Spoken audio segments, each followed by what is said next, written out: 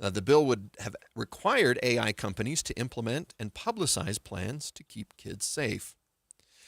Our top national story this hour from ABC News, U.S. firepower on Iran is ramping up. The defense secretary describes this as the most intense day Iran has faced in the war. The most fighters, the most bombers, the most strikes. Pete Hegseth says it'll be President Trump who decides when the war is over. So it's not for me to posit whether it's the beginning, the middle, or the end. That's his. But Hegseth insists this is not endless. It's not protracted. The president has spoken of the need for Iran's unconditional surrender, but he's also indicated the war might end very soon. Stephen Portnoy, ABC News, Washington. Your money at this moment, the Dow's up 249 points to 47,994. Coming up, we've still got delays from a crash on Legacy Parkway, and we got cooler temperatures today after yesterday's warmth. KSL traffic and weather's next. KSL News Time, 9:01. The sources where we get our news matters. When you listen to Utah's Morning News, we want you to feel the stories are important to you and trustworthy. This is Amanda Dixon. And I'm Andy Farnsworth. Join us weekday mornings on KSL News Radio. We'll admit, we've already thrown in the towel on the New Year's resolution. Yeah, and we made it through dry January. But one healthy new habit we're sticking with is Active Liver from New Nordic. Did you know your liver works around the clock processing food, sugar, alcohol, and everyday toxins? All things that can really impact your health. That's why daily support matters. Active Liver is designed to help protect normal liver function and support your body's natural detox process. With trusted ingredients like milk thistle, turmeric, and artichoke extract, it's gentle enough to take all year long. No harsh cleanses, no extreme detoxes, just simple daily liver support. We really feel the difference. Yup, more energy and the peace of mind knowing we can enjoy the good things in life while giving our liver the love it needs. Active Liver is available online at Amazon or NewNordicUSA.com. Or you can find it in stores at CVS, Meijer Grocery, Wegmans, and now Active Liver is available at your local GNC. Doug Wright here with Monty at Connecticut Quality Water Systems of Salt Lake, an authorized independent dealer. Monty, give it to me straight. Why is Connecticut the premium choice over those standard electric softeners? Doug, it comes down to this. Do you want an appliance you have to babysit? Standard water softeners have microprocessors and computers that need setting and adjustment, and they use a lot more salt. So you get to haul 40-pound bags of salt down to your basement every month or so. And Connecticut? Zero electricity, zero timers to reset, zero downtime, and uses 70% less salt. It's a higher standard of engineering that completely removes the hassle of owning a water softener. That's what I love about my Connecticut. Dee and I never have to even think about it. We occasionally add a bag of salt and it just works, and I've never had to set or adjust anything. Do what I did and get the one that just works. Find out how soft your water could be at softwaterutah.com. That's softwaterutah.com. Why'd I go to the doctor? Working on the farm, my heart kept skipping a beat. I didn't think much of it, but my daughters made me get checked out. Turns out I have atrial fibrillation, which increases the risk of stroke about 5 times. Symptoms like irregular heartbeat, heart racing, chest pain, shortness of breath, fatigue, or lightheadedness can come and go. But if it's AFib, the risk of stroke remains. If you have symptoms, contact a doctor. I'm so glad I did. Visit notimetowait.com. Sponsored by Bristol-Myers Squibb and Pfizer. Need life insurance but have diabetes, high blood pressure, or on anxiety meds? If you're a 50-year-old male, even porky, or with type 2 diabetes, $1 million of life insurance may only cost you about $200 a month. For affordable term life insurance, call Term Provider and speak with Big Lou at 800-777-1225. 800-777-1225 or visit biglou.com. Remember, Big Lou's like you. He's on meds too. 800-777-1225. Traffic and weather together brought to you by UCCU. Earn 4.24% on savings at UCCU.com. Here's Cameron Elliott. We're seeing a fresh crash in Farmington on southbound Legacy Highway that we're getting on the cameras right now, causing some heavy delays, but we'll have more details on that as it comes. We're also seeing some delays on southbound I-15 as you come into Salt Lake City from Bountiful. Otherwise, all major roads are looking pretty clear with no other major crashes. Discover your next adventure. Buy the latest gear and learn from the experts at the Sportsman's Expo, March 12th through 15th at the Mountain America Expo Center in Sandy. I'm Cameron Elliott in the KSL News Radio Traffic Center. KSL weather forecast today, partly sunny with highs in the upper 50s. Tomorrow, much of the same, but Thursday it'll start to warm up. Highs reaching the high 60s, maybe even into the 70s. Right now it is cloudy at 41 degrees in Salt Lake City. I'm Andy Farnsworth from the KSL Common Spirit Health Studios. Listen online at kslnewsradio.com. We're Utah's news, traffic, and weather station. The all-new Inside Sources. Your inside access to the people and policies shaping Utah's future. Here are Greg Skordas and Holly Richardson on KSL News Radio. Joining me today, Greg Skordas has the day off, but Rusty Cannon, President and CEO of the Utah Credit Union Association. And Rusty, President Trump is not backing down on the Save America Act. He is not. So that is the one that would really eliminate vote by mail. There are additional requirements for voter ID. And I'm watching now the president is saying, well, I want to add some extra stuff into that bill. Mm-hmm. So to break it down for us, we have Cami Mondo on the line. She's the congressional correspondent with the Deseret News. Thanks for joining us, Cami. Yeah, thanks for having me. So can you talk about, first of all, why does the president say he wants to expand this election bill that already doesn't look like it's going to pass? Right. Well, as we are looking at the situation and what he was in this speech yesterday, is Republicans are looking ahead to the midterms to see what they can do either to pass before they likely maybe lose a majority in one of the chambers of Congress. But essentially what he said yesterday is he wants to add a few more policies in there just to make sure that they can get as much passed as possible. But as you said, the bill itself is already on track that it could fail, and adding these really tricky subjects could make it even less likely to pass. You know, Cami, I had a question. Maybe you've heard a little bit about this. The president has, I keep calling them tweets, Holly, but I don't know if it's a truth now. Social or posts. A post. We'll just call it a post. In the past few months, in the world that I live in, he's posted a few things about some financial matters, what he thinks are good ideas. Namely, it was a 50-year mortgage. Then he had a 10% cap on interest rates on credit cards, and also this in the weeds bill called interchange, that just generally aren't good ideas from other people's perspectives. And then he backed off, meaning those ideas lasted maybe a couple of days. Is it too early to know how these ideas that he's come out with are landing, or is it just too fresh? It might be too fresh with this one, the Save America Act in particular. It might be that it's lasting a little bit longer because it's easier to understand than those ideas that you just mentioned. You know, bringing up mortgages or even anything really financial, they kind of don't stick very well with the general public, even though what we're seeing with the Save America Act, it has a pretty nice name. It rings really well. You have Mike Lee. You have a lot of conservative activists who are pushing for it on these social media platforms. I think that's why you're seeing this really stick in the news cycle, is that it's pretty easy to understand that it's a voter ID bill. Now he's adding more things, of course. But I think because it's so easy to understand, it's a pretty simple concept, although the implementation would be more difficult.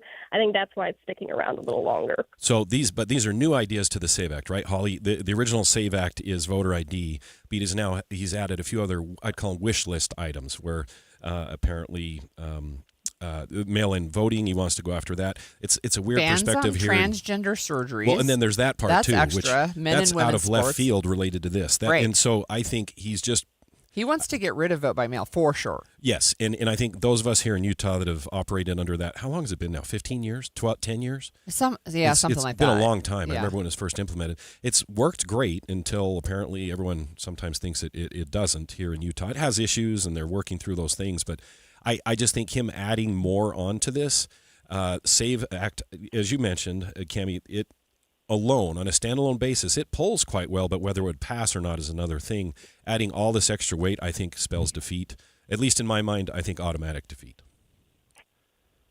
Right. It did seem that these issues did kind of come out of nowhere. I mean, we had seen him post on Truth Social where he started to add that transgender surgeries and the no men's and women's sports in those posts talking about the Save America Act, which was a little confusing at first, because obviously those are not included. If he wanted those included, they would need to rewrite the entire bill, which would, again, take some time. And, again, I think it would get less support than it already does. So, Cami, one of the things that I saw in one of your recent articles and in other articles as well is that the president, when he was speaking with Republican members, he said basically we have to pass this so that Republicans win in November. To me, that's a concerning message. Why is it he feels like we have to pass this bill so Republicans can win? Do you know? Right. The message that he's trying to send there, he keeps, trying to re-emphasize that he thinks that Democrats cheat in elections. That's not a new message. We've seen that, all the way back to 2020, 2016. But for some reason, he's really honing in on, he thinks that mail-in ballots are one of those reasons. He thinks that, making it more difficult to vote for some reason would give Republicans a leg up. It's not entirely clear, the connection he's trying to make there. I think he's just going back to trying to frame Democrats as cheaters in elections. Of course, when he brings this up, there's never really any evidence of that. There's no evidence of widespread voter fraud with mail-in ballots, but that's the message that he's trying to send. And again, that is something that his base really responds to. Holly, I personally, I think the SAVE Act is a good idea. I think there are some parameters you'd have to put around it to make it work. Him adding additional items like this, I don't know why he's seeing it differently. I think maybe he's thinking, well, let's take a lot of policies that I think are popular, glom them on, and maybe we'll have a better chance of passage. I would say this pushes it in the exact opposite direction, where it's more likely defeat if he adds more baggage to this. Yeah, and Cammie, let me ask you this question. One of the things that I see from where I'm sitting, so if this bill were to pass, which I think right now there's not the votes in the Senate to pass this bill, but if it were to pass, it feels to me like it would be changing the goalposts mid-election cycle. We already have primaries that have started for the 2026 midterms. Have you heard, I guess, from anybody on the state level about how this would impact elections in individual states? That's a good question. I think probably conversations that haven't exactly quite started because it is such a long shot bill. And I think that, there was discussion when they were drafting this bill of questions of when it would actually take place. Would it take place before November? Would it take place before 2028? And I think those are still remaining questions. I think obviously you're going to see Republicans and Trump wanting it to be in place before 2026. I don't know if that's actually feasible. As you said, it just would take way too much time and effort when they're already underway in so many places. The other thing, Holly, here is just not the policy itself, but we've talked a lot about the issue at hand, which is the method. Right. And how to get this passed and whether what they're now calling the talking filibuster gets brought back. That is an intense debate in D.C. I was there last week. This continues to be a very, very touchy subject because I think I could speak to both sides of this, where there is, you could think, okay, for short-term gain, this might be something to bring back. However, you point to back, I don't know how many years ago it was, when Democrats wanted to push through several things, and they had the ability to do it. And there was Manchin and Sinema that said, nope, we're not going to get rid of the filibuster for this. And that stopped some very big things. And so I have a hard time getting my mind away from remembering that of, well, it saved our bacon then. Is it smart to flip it now? And now, our bacon is burned on the next go-round. Yeah, right? That's exactly right. Cammie, we're going to let you go. Thank you for joining us today. That was Cammie Mondo, congressional correspondent with the Deseret News, and she's got to run to another interview.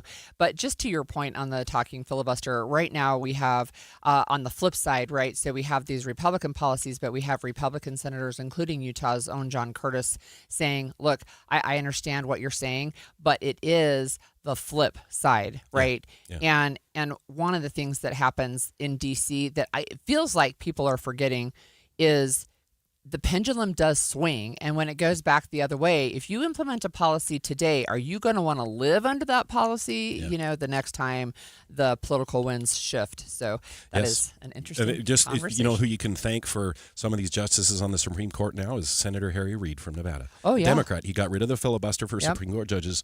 That ushered in what we have now.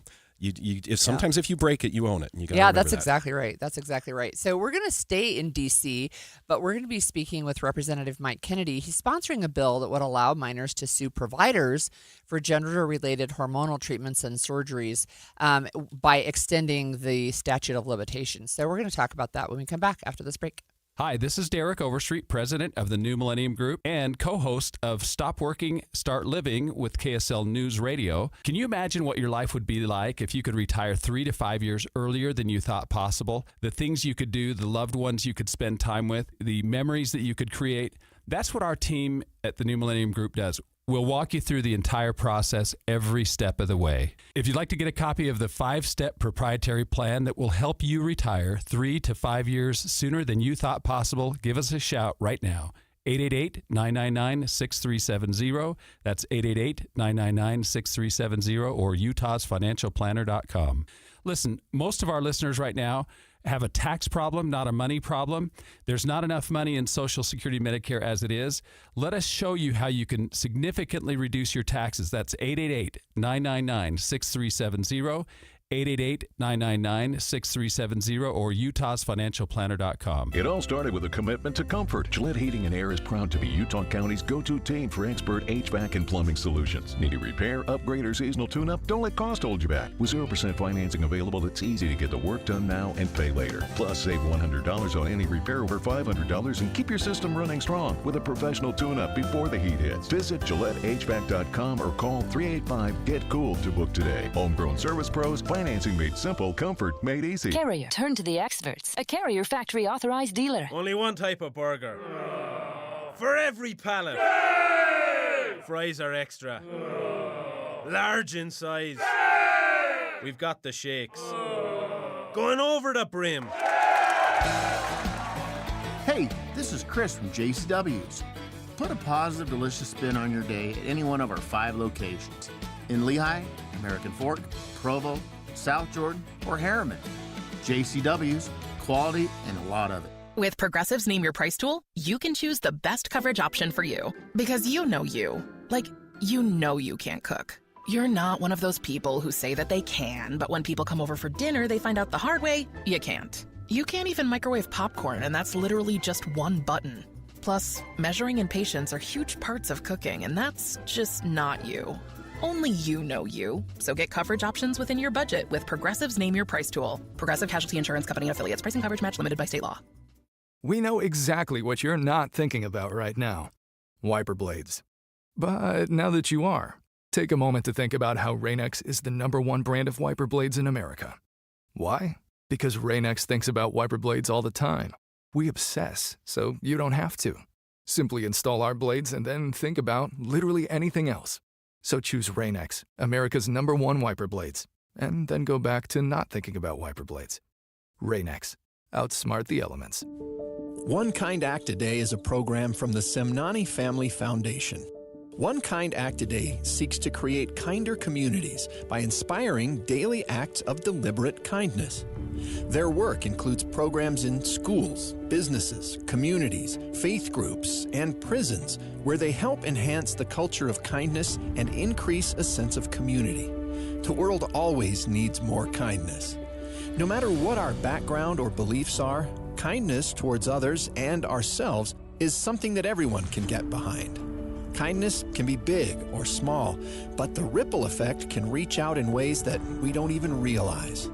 Wouldn't life be better if we were all a little more kind? You can do your part by starting today. All it takes is one kind act a day. Find out more and take the pledge of kindness at thepowerofkind.org. That's thepowerofkind.org. Over the years, you've brought them into your home.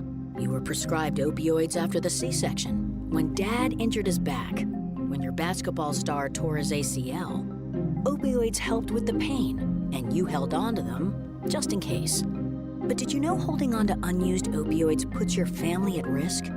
Opioids are powerful pain-reducing prescription medicines, but most people who are prescribed opioids don't finish their prescriptions. So millions of unused opioids are sitting in homes across the country. And tragically, more than 100 Americans die every day from overdoses involving opioids. What can you do to protect your family?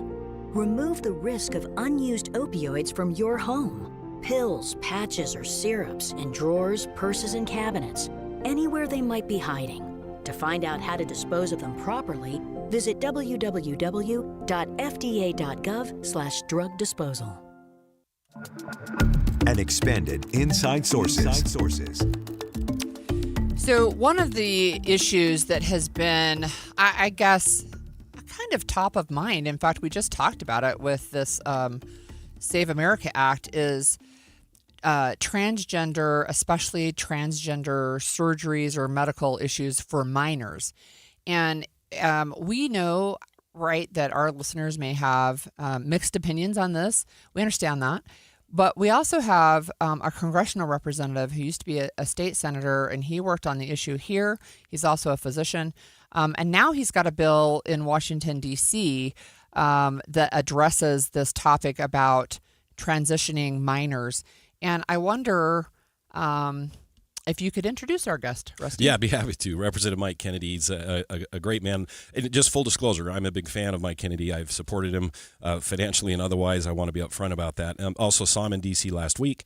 He's back doing good things. He's also my congressional representative, that's right. by the way. Yeah, so. you were in his and still are, right? Still are. Yes. I still okay. am. I don't know on the new changes. districts. I have to ask. Yes, but Representative, thanks for joining us today. Thanks for having me on, Rusty and Holly. It's a pleasure to be with you. So tell us a little bit about what this issue you're tackling and the bill itself in D.C. Well, let's start at the beginning. In 2023, as a state senator, we already banned surgeries on minors for these transgender procedures and also the puberty blockers and cross-sex hormones. We put a moratorium on that.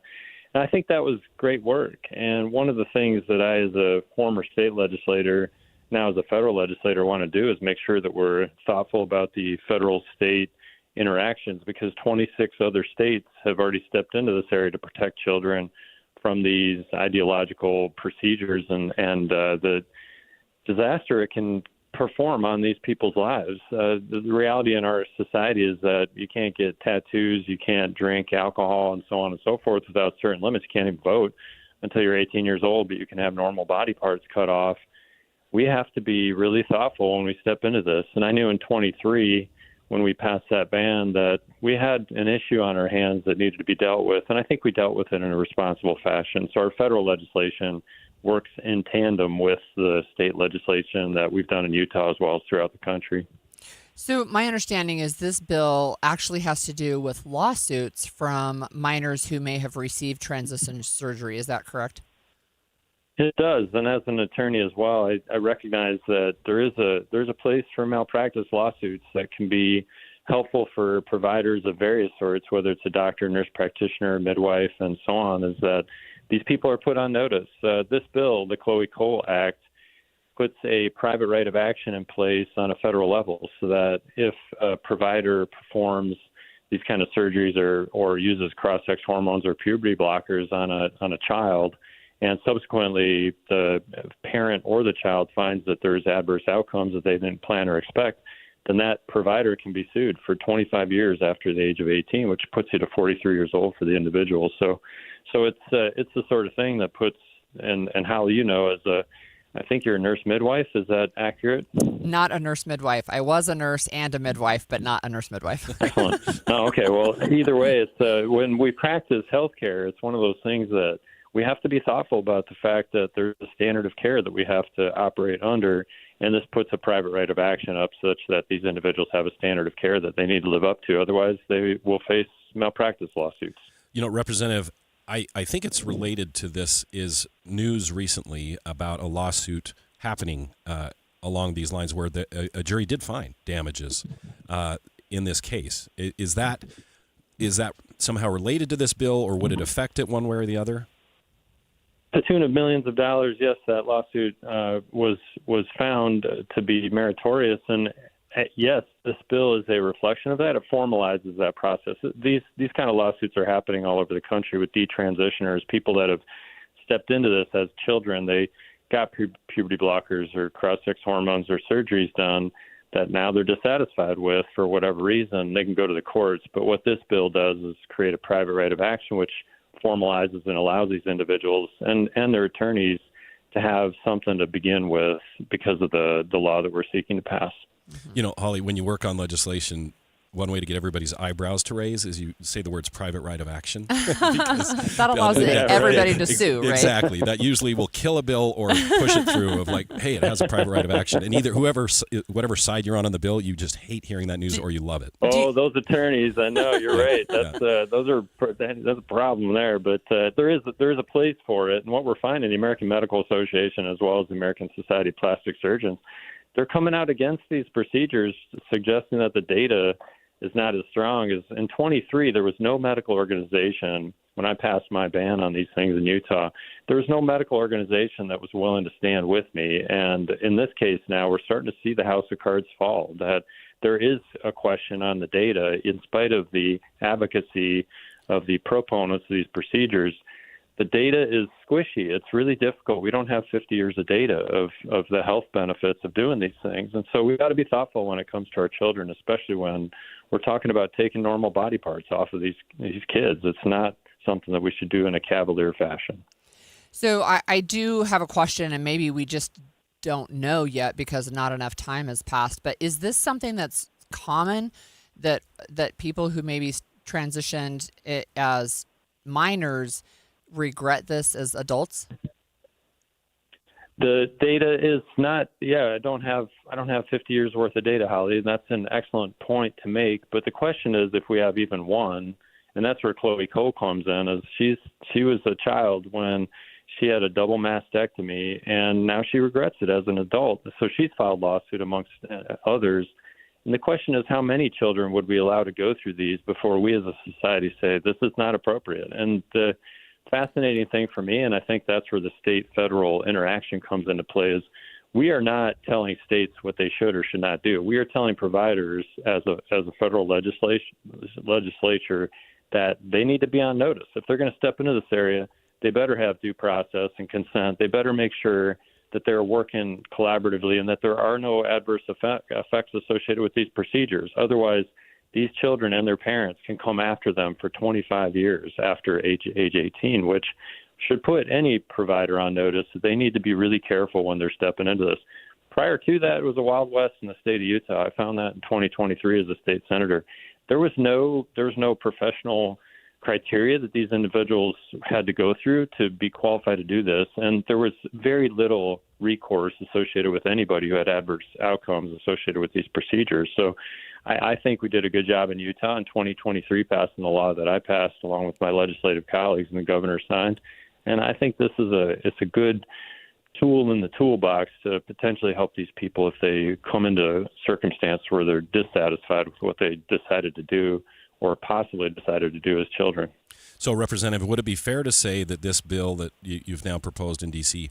codifies what you did in Utah on the national level, or is it slightly different? Is it apples to apples? It is. It's actually a collaborative approach, not a subsuming approach. So this bill, it's a private right of action, so it does allow a lawsuit, but we actually banned it already in the state of Utah. So those procedures aren't happening. And in fact, I know there's a bill percolating.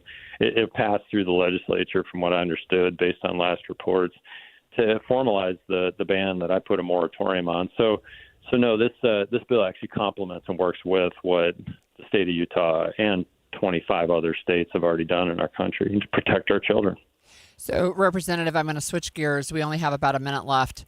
Tell us what you're hearing in D.C. about Iran. I know Pete Hegseth said today will be the most intense day of strikes inside Iran. What's going on there? A minute. I can't do it in a minute. It's very complicated. I would say there's a couple things, and I try to be brief on this, is Iran and Venezuela and Cuba are in collaboration with Russia and China. And President Trump, by working in these areas, is not only protecting America, but he's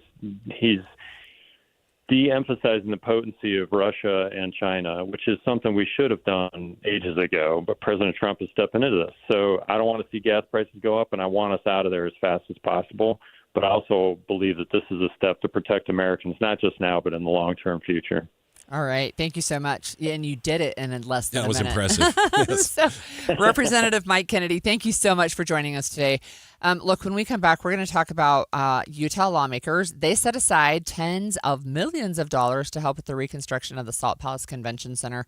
And we'll talk about that after the break.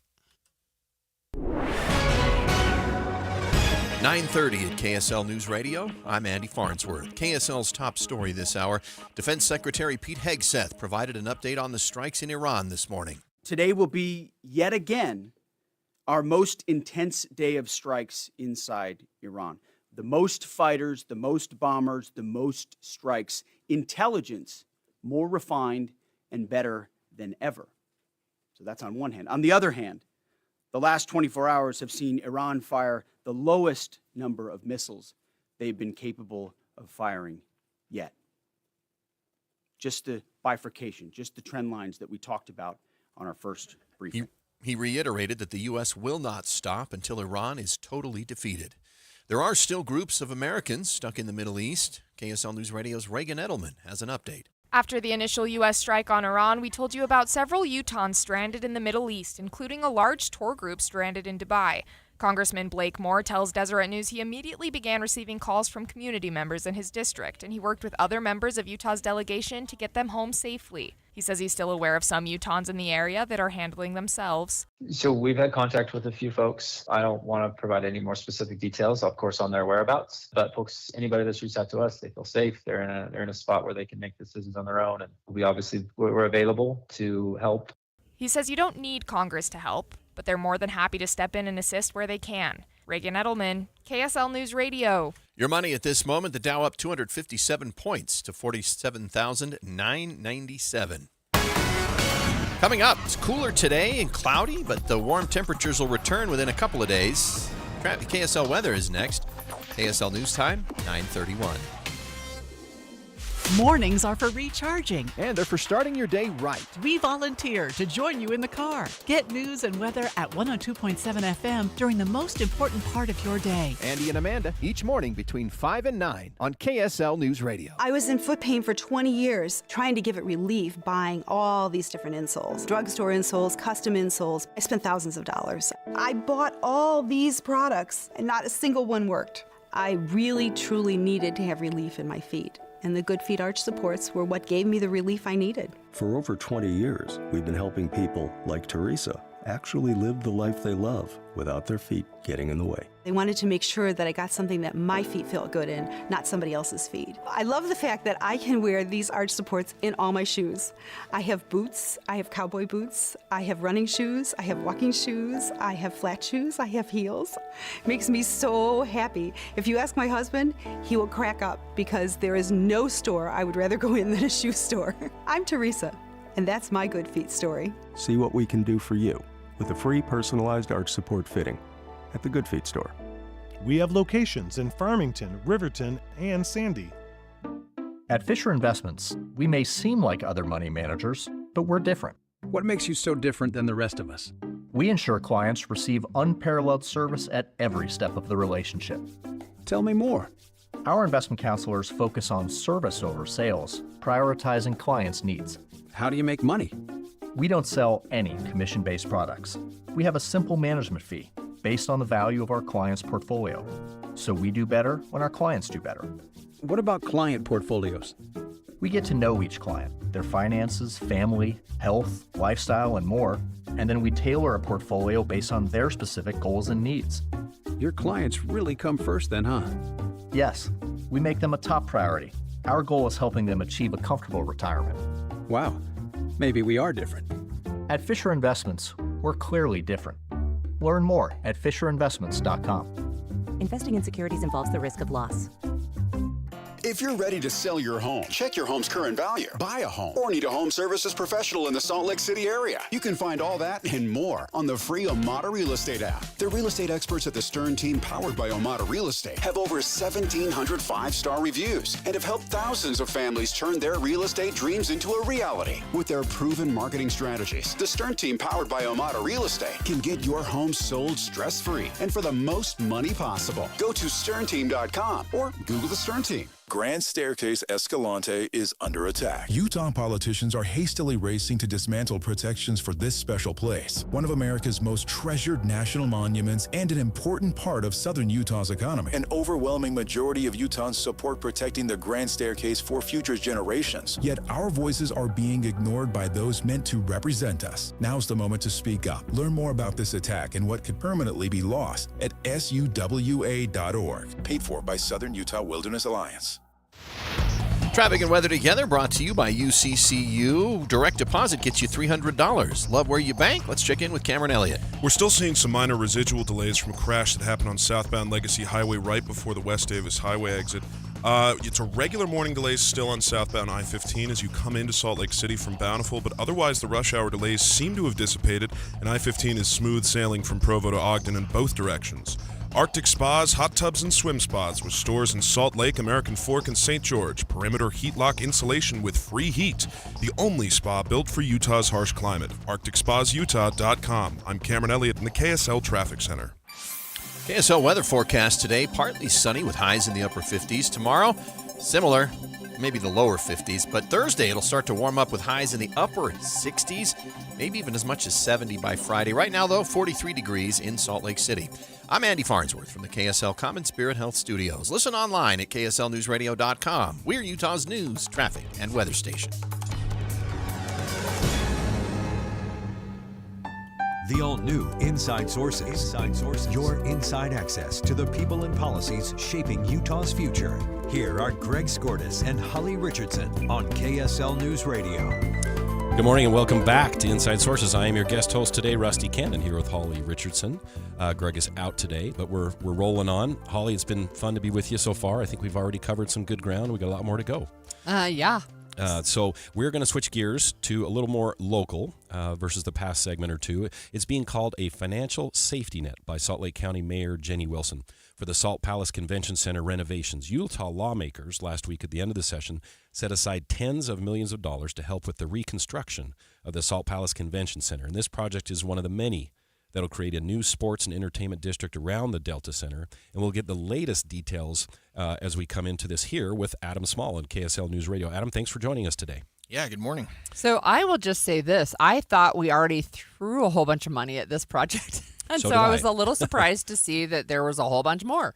Talk to us, Adam. Yeah, so and that was a good point. I was, morning brain. I wasn't even thinking of that aspect of it until we talked about it a minute ago. But to remember to kind of break up some, this is a monumental project which is being funded by multiple groups. Obviously, Smith Entertainment Group, they're the main funder. I think the figure they're throwing in is between $2 and $3 billion.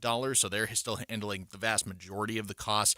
And then you got the $900 million coming from the increase to the Salt Lake City sales tax. But the convention center is owned by the county. So this money is going to help Salt Lake County because it's going to be their job to renovate the convention center. And I know that they've been working for a couple of years to figure out where that money is going to come from. I think this was actually a topic in last year's legislative session, too. I just can't remember the exact what they were working on off the top of my head. But to describe this bill, this was a huge bill where this wasn't the focus of the bill. This massive bill was dealing with various ways to set up more housing, transportation projects, just a lot of infrastructure needs along the Wasatch Front. This bill covers a ton of stuff, and this was thrown in here as part of that, and again, it's going to be $55 million total.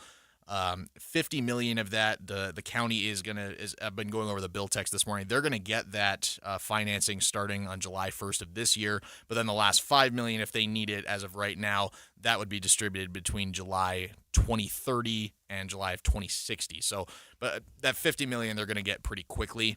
But it is a big project. I don't even know if we have all of the financial figures for how much it's going to cost to renovate the convention center, because I think the plans of what they're going to turn it into is actually still in the works right now.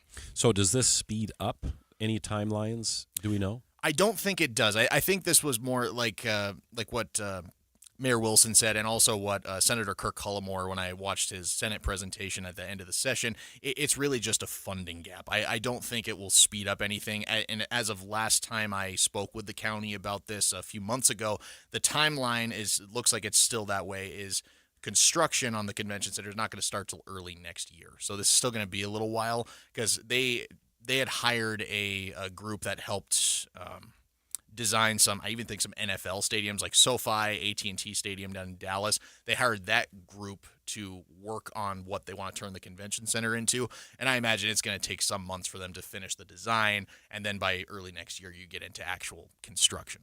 I'm going to ask you some details. So you mentioned timeline, and you mentioned that maybe they haven't even finalized what they're thinking of doing with it. What are some of the ideas or proposals that they're saying we can do with the Salt Palace Convention Center? I've heard a few things floated around. We've heard a lot of things floated around with this project, like, for example, moving 300 West underground to make this whole walkable plaza up to a grand eastern entrance of the Delta Center. But a lot of stuff is still to be finalized. Now, the convention center has been a little bit cloudy. I've heard things like, we're going to have to take off a corner to make sure, we can.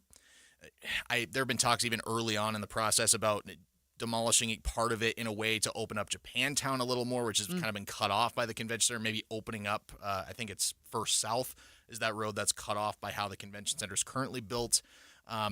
It's a little cloudy, but I've heard a lot of different proposals. Like it sounds like, from what I had last had a conversation with the county, it sounds like they're going to try to move that space upward. So instead of it being as long and drawn out like the big, right angle shape like it's built right now, it kind of sounds like, okay, let's condense it to a smaller plot and then build more space up. That's kind of what I'm getting. But again, there's still a lot of stuff to be finalized. I've heard a few different ideas, but I think that's the one that kind of stuck with me because I'm like, oh, that seems like the most feasible because you only have so much space to work with. You're in the heart of downtown Salt Lake City. So it's interesting. I wonder if the conversation will be a little bit more long-term. Some of the feedback that I've heard about the convention center, and this is hard to believe when you stand in it, is that it's not big enough.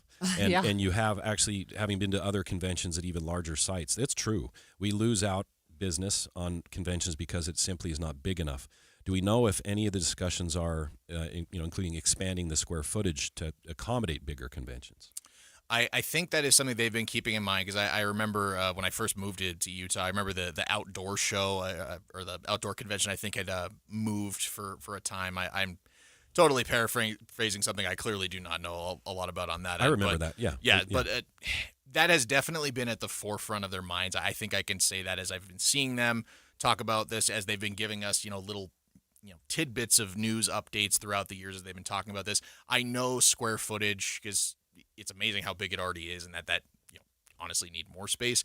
I know that's at the forefront of their minds and they're definitely taking into account, okay, if we need to say for example, if they take out one portion where we want to open up, some more, square footage, acreage on the actual land, how can we maybe in essence build up to preserve the square footage we have? Because you obviously, I think shrinking the square footage of the convention center is probably not an ideal option for sure.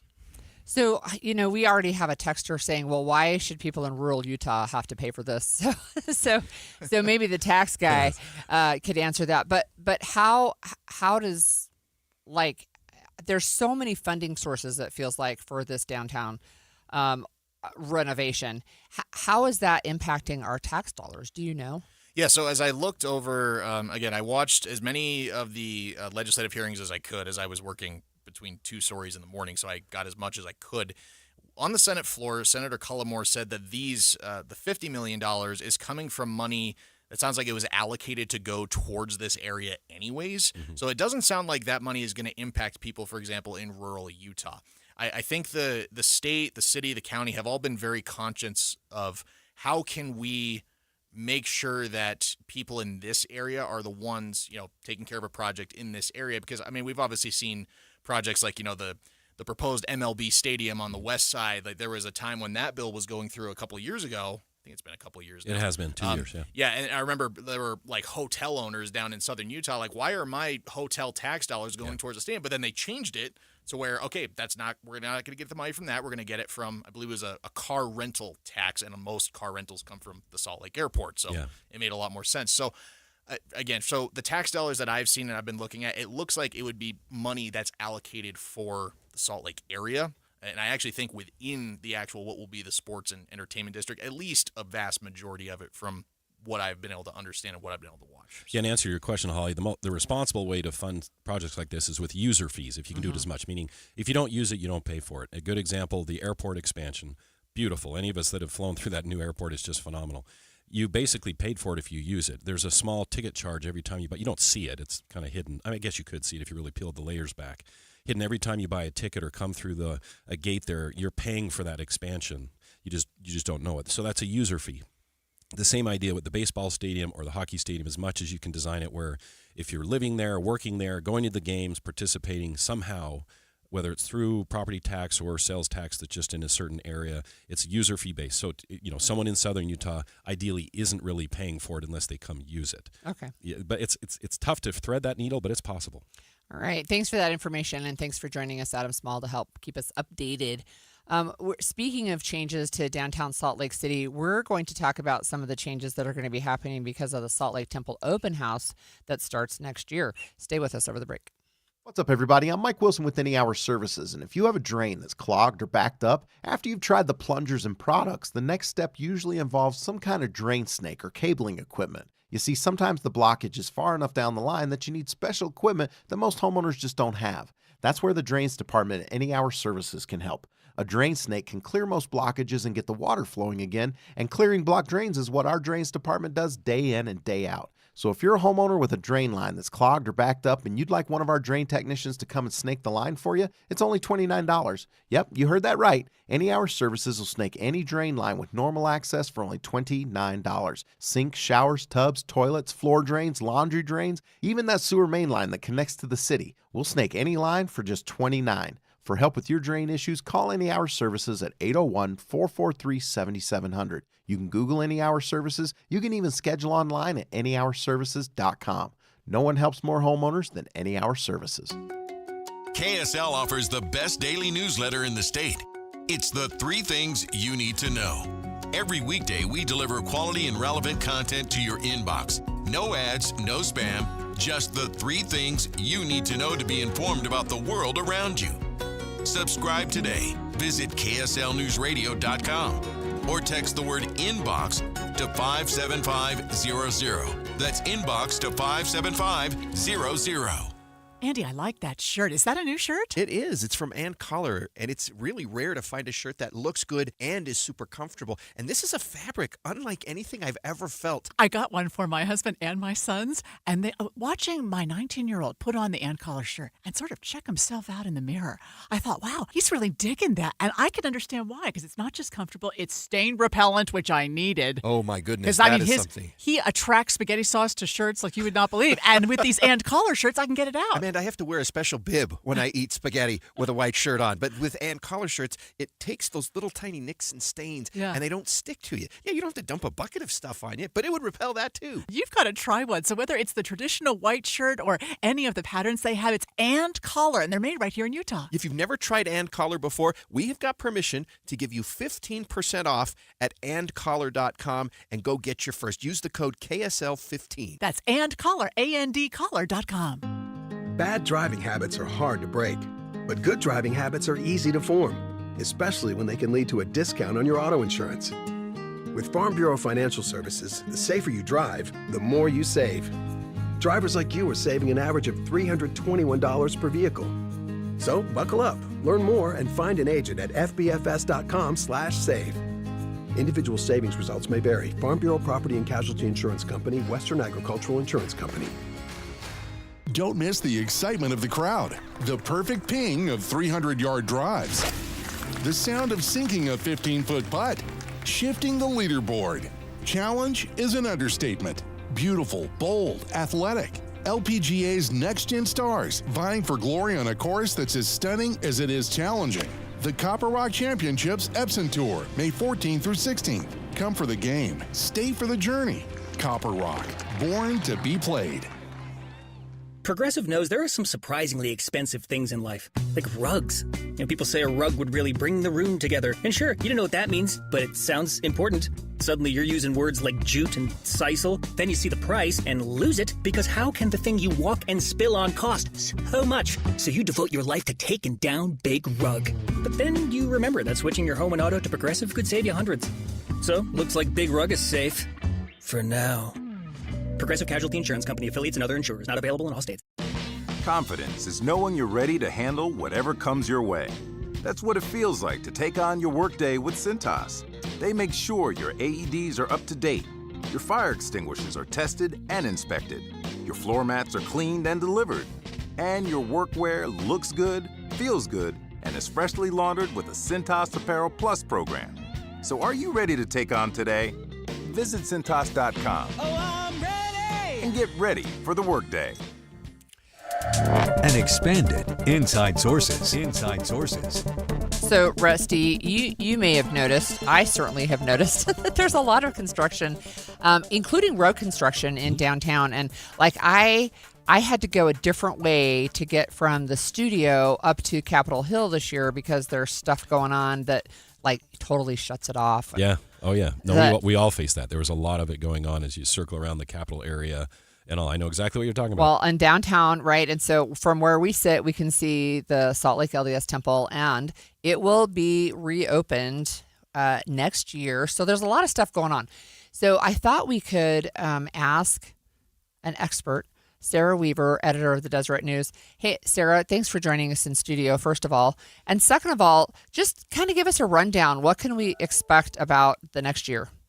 Well, there is a lot of excitement as the Church of Jesus Christ of Latter-day Saints prepares for the open house of the Salt Lake Temple. Now, this is the first time in 130 years that the public will be able to peek inside the temple.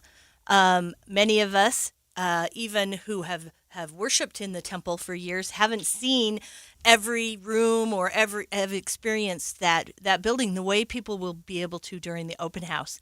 And so there's a lot of excitement, but there is also a lot of logistics that accompany that because the Church of Jesus Christ estimates that 3 million to 5 million visitors will participate in that reopening celebration, which goes from April of 2027 to October of 2027. And so imagine this, but it's about 20,000 to 30,000 people a day that will be in downtown Salt Lake City. That's a lot. Okay. So where are they all going to park? Well, That's my first question. By comparison, we had about 70,000 visitors a day in downtown Salt Lake City during the 2002 Winter Olympic Games. But you think about that was like 17 days, right? That right. the Olympics lasted. And we're talking about that many people, 30,000 visitors for 6 months.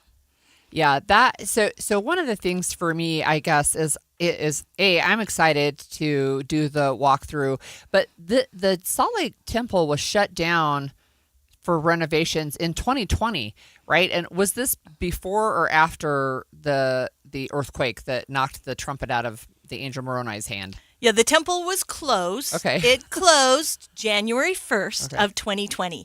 Then you'll remember that was a crazy year that a few months later did also include an earthquake. But as we didn't notice that original construction and closure because of the global pandemic, not as many people were downtown. Yeah. So one of the things I think I remember, and you can correct me if I'm wrong, that it was originally going to be closed for 5 years, and this will be 7 years, basically, that it's closed. Yeah, this project has taken much longer than I think anyone anticipated. When you try to renovate, or in this case, restore a building that was built in the 1800s, you encounter many, many construction problems. They did encounter things, including water under the temple and things that they did not expect, that ultimately had to be dealt with, and it just took a little longer. Anyone who's ever tried to renovate a kitchen knows that construction goes takes longer, costs 6 more. months longer. Yeah. Well, I remember images of people standing under the temple at some point, right? I can't remember, it was a tunnel or something like that. Was that the seismic work that was done? Yeah, right? There is an iconic photo because they built a tunnel from the conference center to the temple, so there is a pathway under there, and there's an iconic picture of President Russell M. Nelson one day when he was inspecting the temple, standing at the edge of the tunnel, looking up at the temple. You can also see in some of those photos huge retaining walls, how deep they went, what it took to secure that historic building. That's crazy to me, really, that you can do this retrofitting. And I was around when they retrofitted the Utah Capitol for earthquake safety. And before that, the dome on the top was just sitting on there. So one of the things that it wasn't bolted down? Like it wasn't bolted down. It was literally just sitting on the top. It was very heavy. Yeah, I guess it right? wouldn't be going anywhere. But the point was if there's a really strong earthquake and that thing comes off, right, it's going to roll down the hill. Now it's secured. But it's just amazing to me to see that you can retrofit a building like this for seismic security, I guess. Let me ask you, Sarah, about road closures. What can we expect with the roads being closed or worked on or anything in the next year? Well, Salt Lake City is currently contemplating a proposal that to facilitate safety and traffic during the open house that would include closures of parts of North Temple and West Temple and Main Street. And so a portion of West Temple between 200 North and North Temple Street and a portion of South Temple between West Temple and Main would all be closed.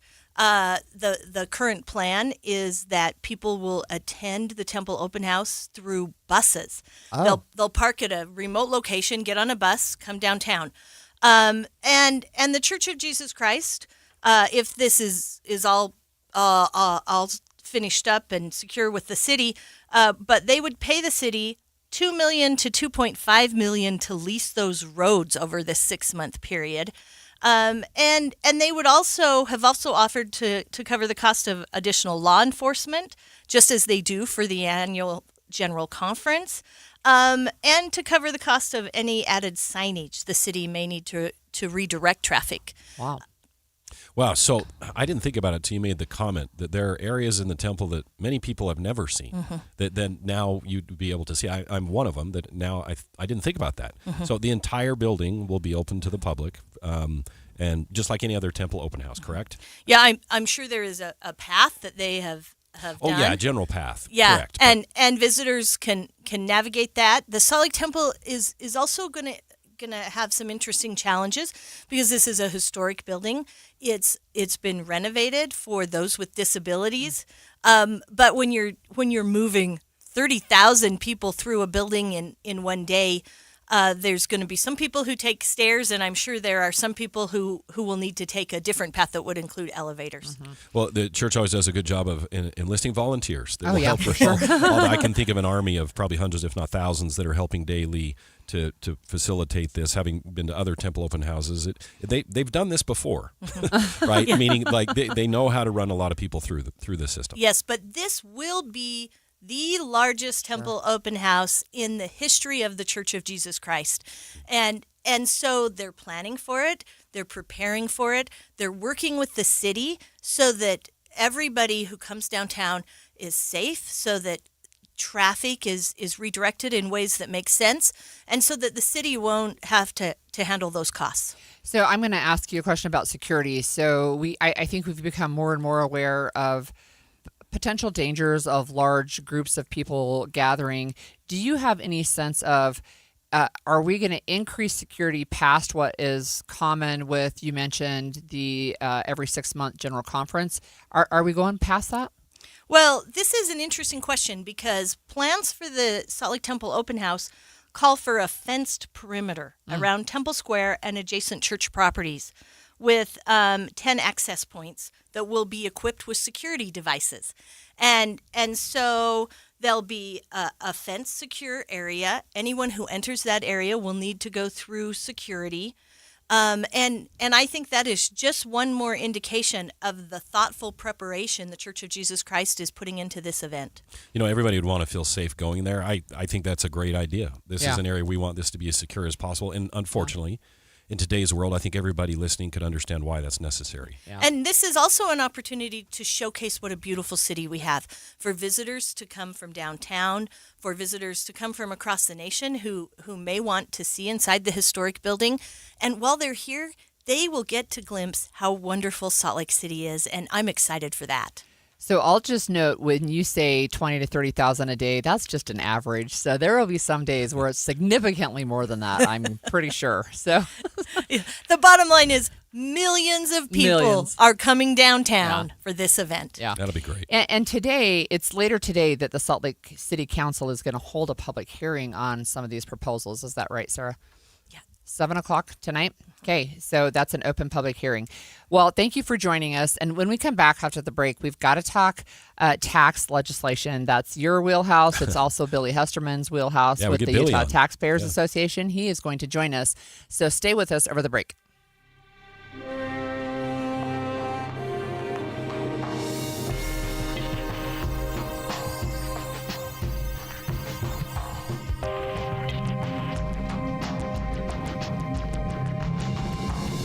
KSL FM Midvale. KSL Salt Lake City. From the KSL Common Spirit Health Studios, this is KSL News Radio. Utah's news, traffic, and weather station.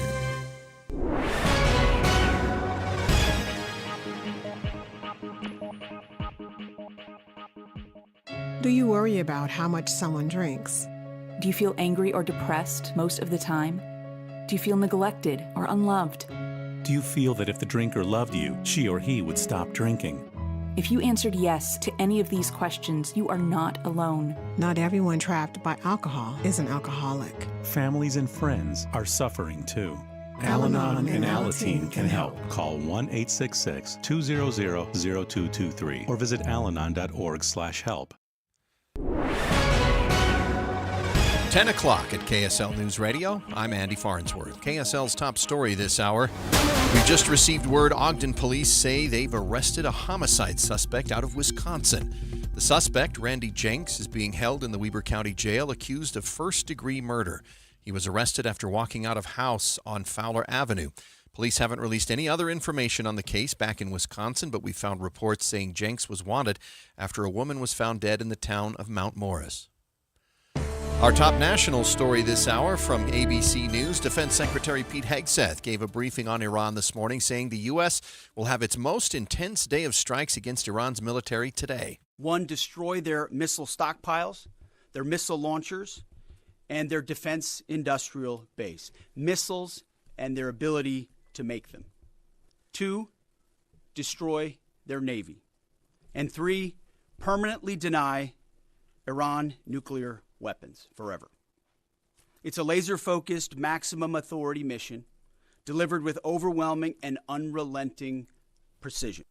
He says the war will not be a quagmire like other previous wars. Iran did launch a round of missiles and drones at Israel and other Middle Eastern countries early this morning. Your money at this moment, the Dow up 238 points to 47,985. Coming up, we've got a couple of days in the 50s before a big warm-up. KSL weather's next. KSL News Time, 10:02. A reminder about the simplest way to get updated for your day. Hit your KSL preset when you jump in the car, and we'll take care of the rest. Hear key news updates and traffic reports. Andy and Amanda from 5 to 9 in your car. KSL News Radio at 102.7 FM. Are your investments in the right accounts? What's best, traditional or Roth? Are you receiving all available tax deductions? Are you paying as little in tax as you can? These are all questions you can't afford to get wrong. Hi, I'm Jeff Jr., founder of Trajan Wealth, and in many cases, it's not what you make, but it's what you keep that makes the real difference. Trajan Wealth and Trajan Tax work closely together exclusively. No more guessing about whether you should do a Roth conversion, or if maxing out your 401k is really the best option. Our nationally recognized fiduciary advisors and CPA team work in tandem to make sure your tax strategy works with your investment strategy. We'll even do your tax preparation. One team, one strategy. Isn't it time for a second opinion? Call Trajan today, 801-207-9900. That's 801-207-9900. Trajan Wealth, an SEC registered investment advisor. Additional services through Trajan Estate and Trajan Tax. Additional disclosures and accreditation at TrajanWealth.com. Amanda, I've got a cruise planned in a couple of months, and I was thinking about the other people who may have cruises planned coming up a few months from now, and why right now would be the best time for them to begin their weight loss journey on Soda Weight Loss. If you started right now, you could lose 20, 30, 40 pounds before June. That's right. I lost 37 pounds in 3 months, 3.5 years ago. And the beauty about soda is it's not a quick fix. This is learning that is going to last you the rest of your life and help you be healthy. Your clothes fit better. Your energy comes back. You don't get winded going upstairs. Yeah. Things that maybe you don't even realize. When I let go of 70 pounds in 5 months, it felt like a transformation. You learn what works for your body so you don't get addicted to shots or drugs. You just work with a nutritionist who's going to teach you how to keep the weight off for a lifetime. Right now, you should go check out sodaweightloss.com, see all the thousands of before and after pictures, or speak with a nutritionist by giving a call 866-800-SODA. Soda Weight Loss. Join us for a short time to have results that last a lifetime. Think about this. In 2006, $20,000 equaled roughly 33 ounces of gold at the spot price. At today's prices, those 33 ounces would be worth over $150,000. Smart Americans diversify a portion of their savings into precious metals. That's why I buy gold from Birch Gold Group. It's a crucial part of my balanced strategy. Gives me peace of mind given all the events that could impact the U.S. economy. See if holding gold in a tax-sheltered retirement account is right for you, too. Birch Gold can help you convert an existing IRA or 401k into an IRA in gold. Just text my name, Dan, to the number 989898 to receive your free info kit on gold. There's no obligation, just useful information. With an A-plus rating with the Better Business Bureau and tens of thousands of happy customers, let Birch Gold help you diversify with gold. Now that's peace of mind. Text Dan to 989898. Again, text my name, Dan, to the number 989898 today. Message and data rates apply. Traffic and weather together brought to you by UCCU. Up to $500 for loan transfers. Love where you bank. Here's Cameron Elliott. We got a crash in Summit County on eastbound I-80 just past Kimball Junction on your way to the US 189 junction. It's blocking the right shoulder, but it doesn't seem to be causing any significant delays. We do have heavy delays because of construction on eastbound Pioneer Crossing in Lehigh, but I-15 is rolling smoothly all across the Wasatch Front. No matter the weather, your feet can feel fantastic. Find the Good Feet store location nearest you at goodfeet.com. I'm Cameron Elliott in the KSL Traffic Center. KSL weather forecast. Partly cloudy today. Highs in the mid-50s. 54 tomorrow is the high we're going to get to. But then we jump back into the upper 60s by Thursday. Could have a 70 by Friday. We had 70 yesterday. Right now it's 45 degrees in Salt Lake City. I'm Andy Farnsworth from the KSL Common Spirit Health Studios. Listen online at kslnewsradio.com. We're Utah's news, traffic, and weather station. The all-new Inside Sources. Your inside access to the people and policies shaping Utah's future. Here are Greg Skordas and Holly Richardson on KSL News Radio. So today it's Holly Richardson and Rusty Cannon, and Rusty used to be the president of the Utah Taxpayers Association, so a tax guy. Still in my heart. Still in your heart for sure. And I wanted to talk about, we're not done talking about, I guess, the Utah legislature. So they introduced a record 1,016 bills this year, passed 540. It was 541, but they drew one back because it actually passed too late. But we have Billy Hesterman to have a conversation with us and probably to educate me mostly about the tax impacts of the Utah legislative session. Yeah, I'm so glad I'm not in this arena anymore because, as Billy will tell you, everyone gets really mad when you talk about taxes. Like 50% want it one way, 50% want it the other. But Billy, thanks for joining us today. Hey, good morning, guys. Thanks for having me. So can you give a basic summary? I know the session just ended. What passed? What was proposed? I mean, we'll go into this in detail, but why don't you get us started?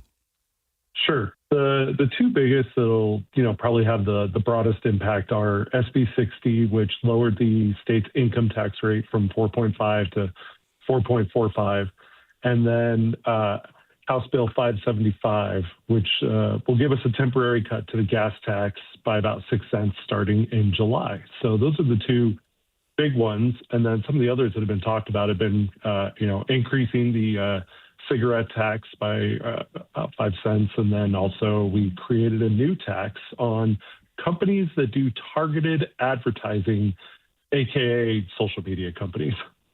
So I have a couple of questions, Billy. So the income tax, I feel like, and this is Holly the cynic, I guess, I feel like cutting it by, 0.05% this year is like, it's $40 for an average family. Like, is it anything more than just a campaign talking point that, hey, we cut income tax for 6 years in a row? I think you have to add it up over the 6 years and even a little bit more, because then you start to see where the actual impact is. What they're doing, while you're right, it's a minimal impact year by year, but it's a fiscally responsible way to cut the tax. We've seen other states that have done, a big, 1%, 2% cut, and then they have to come back and fix it because they left themselves a budget hole. This is more methodical. It's more boring. It's not exciting. But when you see that now Utahns are saving, $300 to $400 a year when they add up all the 6 years of tax cuts, you kind of go, oh, okay, we really are doing something here. But I do understand that it feels like in the moment, hey, what are they doing other than trying to make themselves sound good at campaign stops when they say we cut your taxes again? Yeah, I say amen to what Billy said. I had the same issue at the time when working on these types of things. You wanted more, now, because you wanted to be dramatic, right? Yeah. But there is a very good case to be made. And to their credit, they held their line on it over these 6 years of, listen, we'll be bold, but we'll be slow about it. And if you think a cut from 4.95 now to 4.45, that's a full 0.5%. As he mentioned, hundreds of dollars for families. But also, this is billions over time that is now out of government pockets and back in families' pockets. And what it also allowed them to do is continue to fully fund education for those that were concerned about that while cutting the tax. Both have happened. You hear the argument all the time of, oh, you can't do this. It takes away from school kids. No, that's incorrect. These are two different decisions. Cutting the rate and then funding education. And actually both have happened. Okay. So. All right. Well, one of the things, too, that I wonder about is this gas tax. So this gas tax vacation, it will happen in the summer. It's only 6 months. And one of the things for me is like we've got this huge conflagration in the Middle East. Gas has skyrocketed in price. Maybe we will really appreciate it come July. But that bill took a little bit of maybe a longer, more winding path through the legislature. Can you talk to us about that, Billy? Yeah, I mean, this bill is the prime example of how the sausage is made, right? Like, there was a lot of moving parts to it that started out as a bill that was potentially looking at increasing taxes out on our oil and gas companies out in the basin, putting a tax on our refineries so that they could collect money from, states that buy gas from those refineries. I think most that have followed it know about the Idaho situation that sparked. Yeah. The Idaho that was fun to watch. Speaker and governor letting us know that they don't want to pay more for their gas and they'll look for ways to make sure we're paying more for something if we do that to them.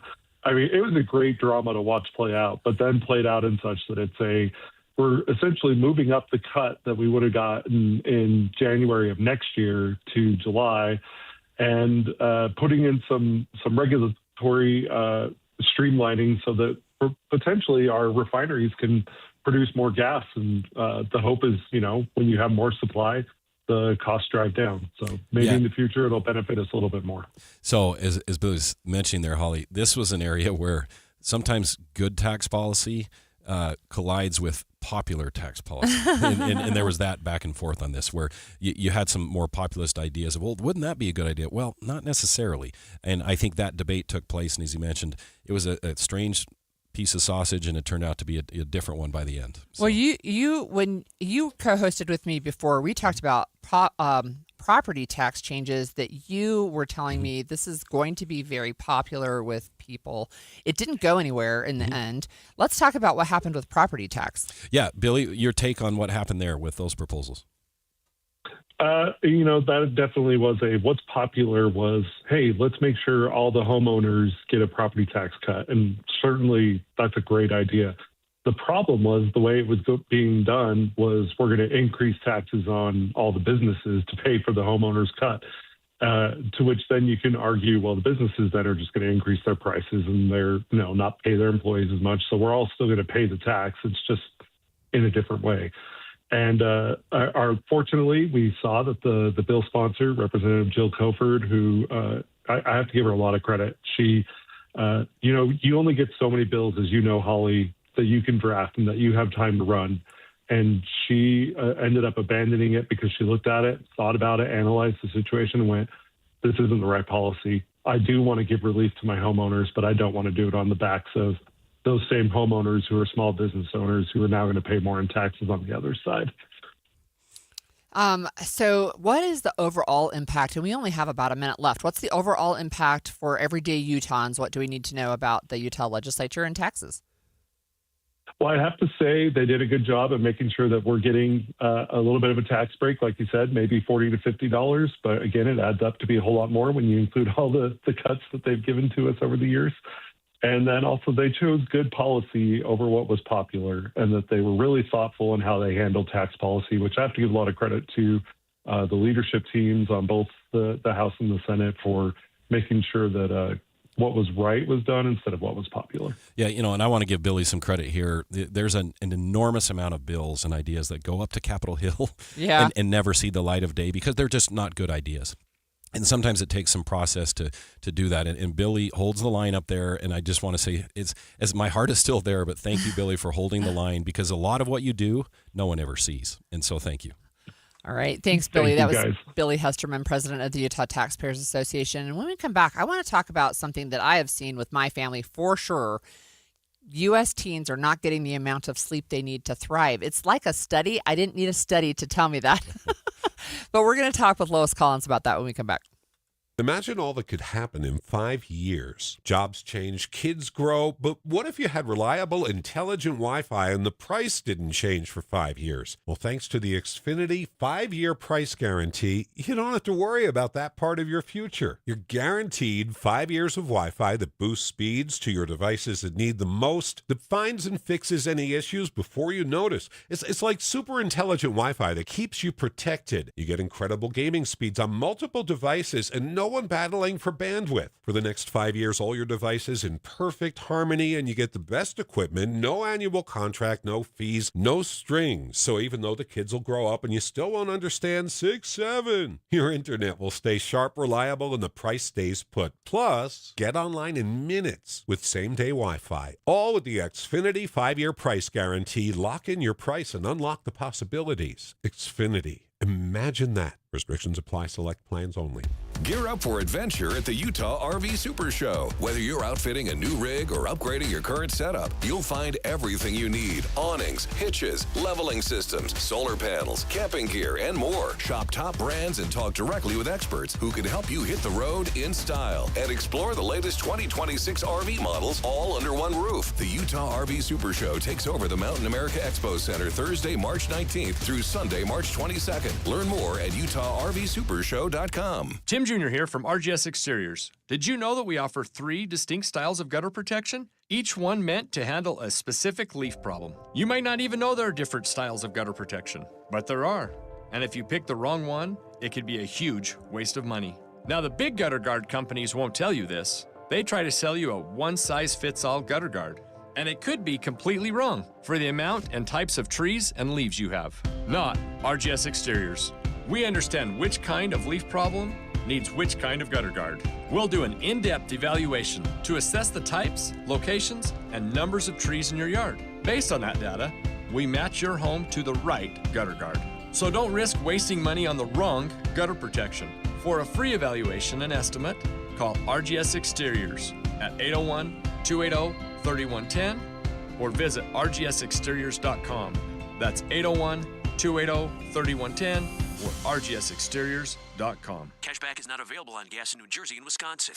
Couponing. Wow, you didn't strike me as the coupon type. Just trying to stay ahead of inflation. Gas, groceries, everything. It's all more expensive. I need to save wherever I can. Have you tried Upside yet? Upside? What's that? It's a free app that I use that pays cash back for every gallon of gas I buy. You've got to buy gas to get around anyway. Might as well get paid for it. Come on, does that really add up to anything? I've already made around $200. The extra cash helped pay down my bills, and I even had a little extra left to treat myself. And the Upside app is free? Totally free, and the cash back is real. You can transfer the cash right to your bank account. I'm downloading Upside right now. Download the free Upside app now to earn cash back every time you buy gas. Use promo code ENJOY to get an extra 25 cents per gallon on your first tank. You can cash out anytime right to your bank, to PayPal, or a gift card for Amazon and other brands. Just download the free Upside app and use promo code ENJOY for a 25 cents per gallon bonus on your first tank. That's code ENJOY for a 25 cents per gallon bonus. Emergency medical unit, respond to 102 Maple Avenue. Possible stroke victim.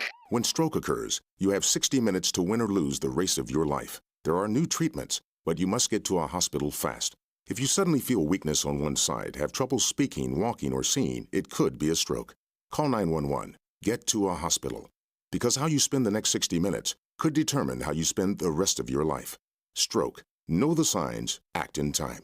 A message from the National Institute of Neurological Disorders and Stroke. 445,000 Utahns, including 1 in 5 Utah kids, face hunger.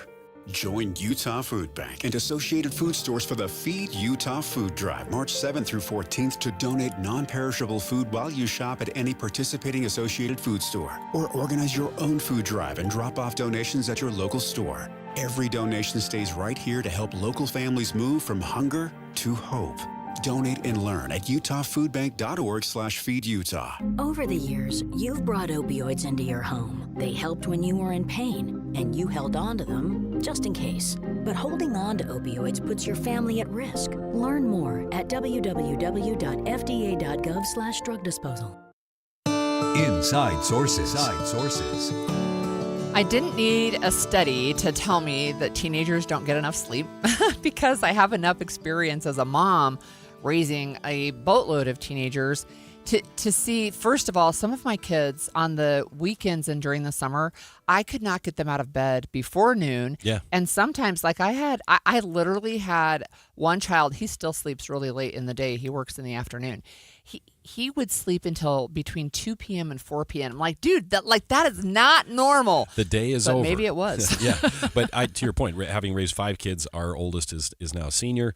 I'm sorry, youngest is now a senior. Yeah, if you let them, they'll sleep till noon. But as we're going to talk about, that's not the issue. Right. So we have Lois Collins with us, and Lois writes for the Deseret News. Lois, you have an article about a new study out from, it's JAMA, I think, right? Right, yep.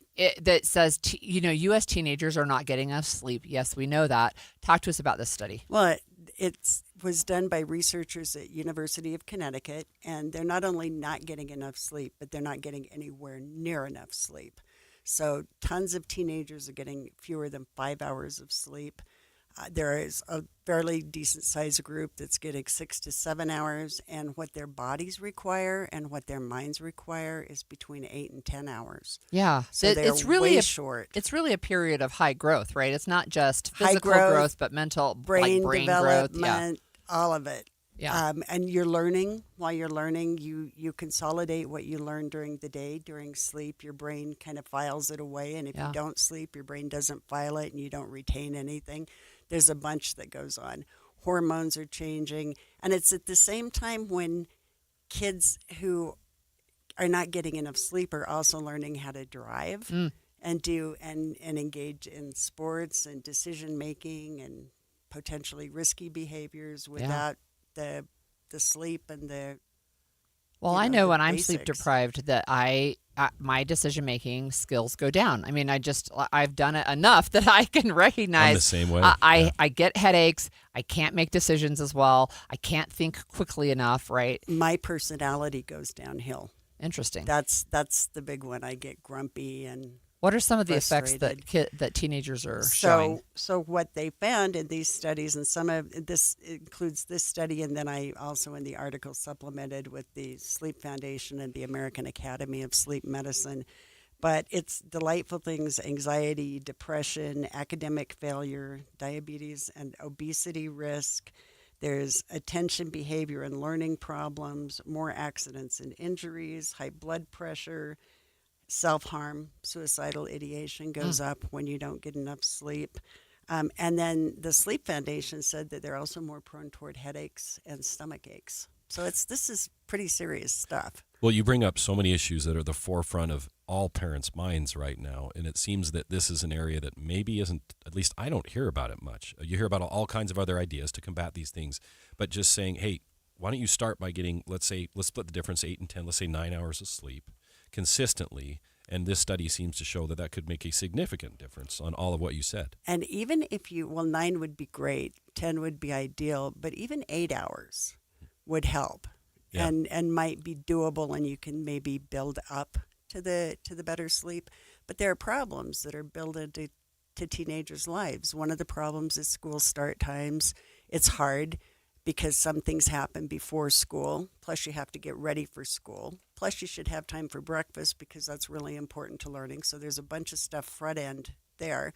And then there are a lot of activities in the evening that go later. And so unless somehow we figure out how to have a 27-hour day, it's going to be tricky for a lot of kids. Because if I do the math, let's say you got to get up at 6:30 to hit 7:30 high school, in our case where we live. Do the math, 9 hours would be going to bed at 9:30. I don't think I would be able to get my kid to do that. It's not going to happen. The other thing that I found really interesting in this particular study is that we tend to blame screen time for everything. And this has always been that way. So it used to be that they stayed up too late listening to radio. Then they stayed up too late listening to TV, with TV. Now we have our little computers in our hands all the time that absorb kids. But really, it's more than that. There are a bunch of things that they blame, and it's not just that. They say it's overstimulation, which could be screens, mental health issues, accidents, and academics. Kids come home, they do all the other things they have to do, and then they have to do their homework. And I know as a parent that there were some teachers who were pretty uncontrolled with their homework. They thought that they were the only thing that the kid had to do from 3 o'clock until midnight. Yeah. So there are a whole bunch of factors. You can't say it's all screens. You can't say it's all any one thing, but it is serious. So seeing my kids who would really sleep a lot on the weekends and in the summer, can you make up sleep deficit? Some of it, not all of it. You cannot. It's not a bank account where you take out a nickel here and put in a nickel over there. You can make up a little bit of it, but it doesn't solve the problem. You need to be more consistent. And by the way, if you want to be healthy, the best thing you can do when it comes to sleep is go to bed and wake up at the same time 7 days a week, which I personally object to because I get up really early to come into work, and I don't want to get up really early on Saturday and Sunday, and I do like to stay up a little bit later. But that is scientifically the best thing you can do is be super consistent. So did this study talk about any successes of going the other way, meaning quantifying, okay, we saw in a sample those that controlled sleep better, some quantifiable benefit? They had, I'm not sure I'm going to get at quite what you want to know, but I'm going to try. They had some suggestions for fixing sleep. Part of it is not having caffeine, any kind of caffeine afternoon, if you're sensitive to that, and even if you're not, making sure that you get lots of physical activity, but don't do it right before sleep. Make sure you're not exercising, an hour before sleep. They want you to start your day with light, and that doesn't have to be sunshine. I say that because I really like daylight savings time. It does not have to be sunshine. It can be bright lights in the kitchen while you have breakfast, but start with lights. Pay attention to your body clock. Don't eat right before bed. There are all these things you can do that help to not interfere with sleep. And that's part of it, is all the things that interfere. So, Lois, I did see you mentioned this, but I will tell you, I've been a mom for almost 39 years, and I tell people, and I'm only half joking, that I haven't slept through the night in 39 years. How does kids' sleep patterns, their sleep patterns, impact the rest of the family? It's everybody suffers. If even one, if say you have a dozen or more children, and you have one kid who has real bad sleep problems, everybody in the family is affected. Is it because they're so cranky? Partly. It's partly that, but there's just a lot of stress and a lot of, it just doesn't work. So everybody is affected by that. And the other thing is that they do offer some solutions. There is a real strong, within the sleep expert community, belief that kids shouldn't be going to school at 7:30 in the morning in their teens. That's just, and yet I don't think there's any move at all to really change that. Is no, there? and part of that is because kids like to have after-school jobs, and then they like extracurricular activities, and so you front-load the day with the academics. But if you really want kids to learn, then you got to watch the time. That would be an interesting debate to see unfold in public education here in Utah. I don't know. I don't know how it would land. If that's a 50-50 issue, those that want early so they can get out early, maybe they do need to work, right, to help provide for themselves, but then or do sports. But on the other hand, hey, let's push it from 7:30 to 8:30 or 9, get that extra hour of sleep availability. But now you're crowding that after. I think that'd be an interesting debate. I would be willing to bet they would front load the day. They would take the 7:30 to 9 period and put in some extracurriculars or something else that needed to be done academically. I don't know that it will ever happen here. Yeah, interesting discussion. So, final takeaways. We only have about 30 seconds. What do we need to know as parents for helping our kids get more sleep? You need to be paying attention, and you need to talk to them and let them know how much their life would improve if they got enough sleep. All right. Thanks for joining us. Lois Collins with the Deseret News. And that makes me, I had a hard time getting out of bed today, speaking of daylight saving time. I think we all did. I woke up, my alarm went off at 4:30, and I didn't get out of bed till 5:15. So there you go. When we come back after the break, Defense Secretary Pete Hegseth says today will be, quote, The most intense day of strikes inside Iran. We're going to talk about the latest when we come back.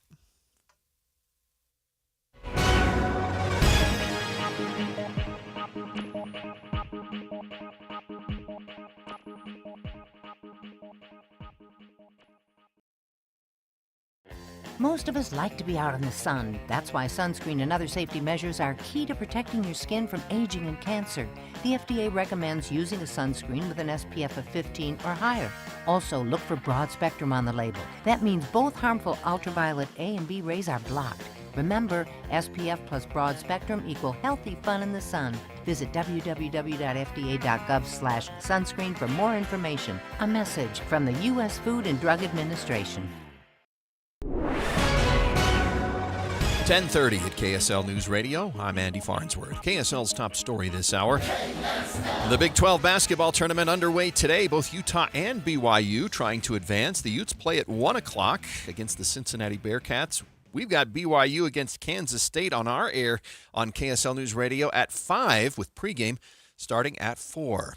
Our top national story this hour from ABC News. The heads of Waymo, Zoox, and Aurora will be meeting with federal regulators today to talk about driverless robo-taxis. Industry advocates point to the millions of hours of accident-free operation, while critics say driverless technology still has miles to go before a widespread rollout should be approved.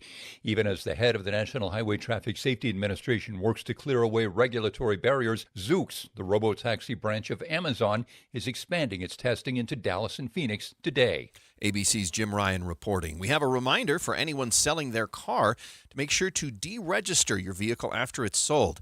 Jake Hampton learned the hard way after trading his car at a dealership, and months later he got a parking ticket from Las Vegas. I would honestly like to get this gone because it's not a big deal to pay it, but why should I have to pay for something that I didn't do? A collection agency came after him while he was trying to get Las Vegas to change the ticket to the car's new owner. He got some assistance from KSL's Matt Gephardt, and the ticket was eventually removed.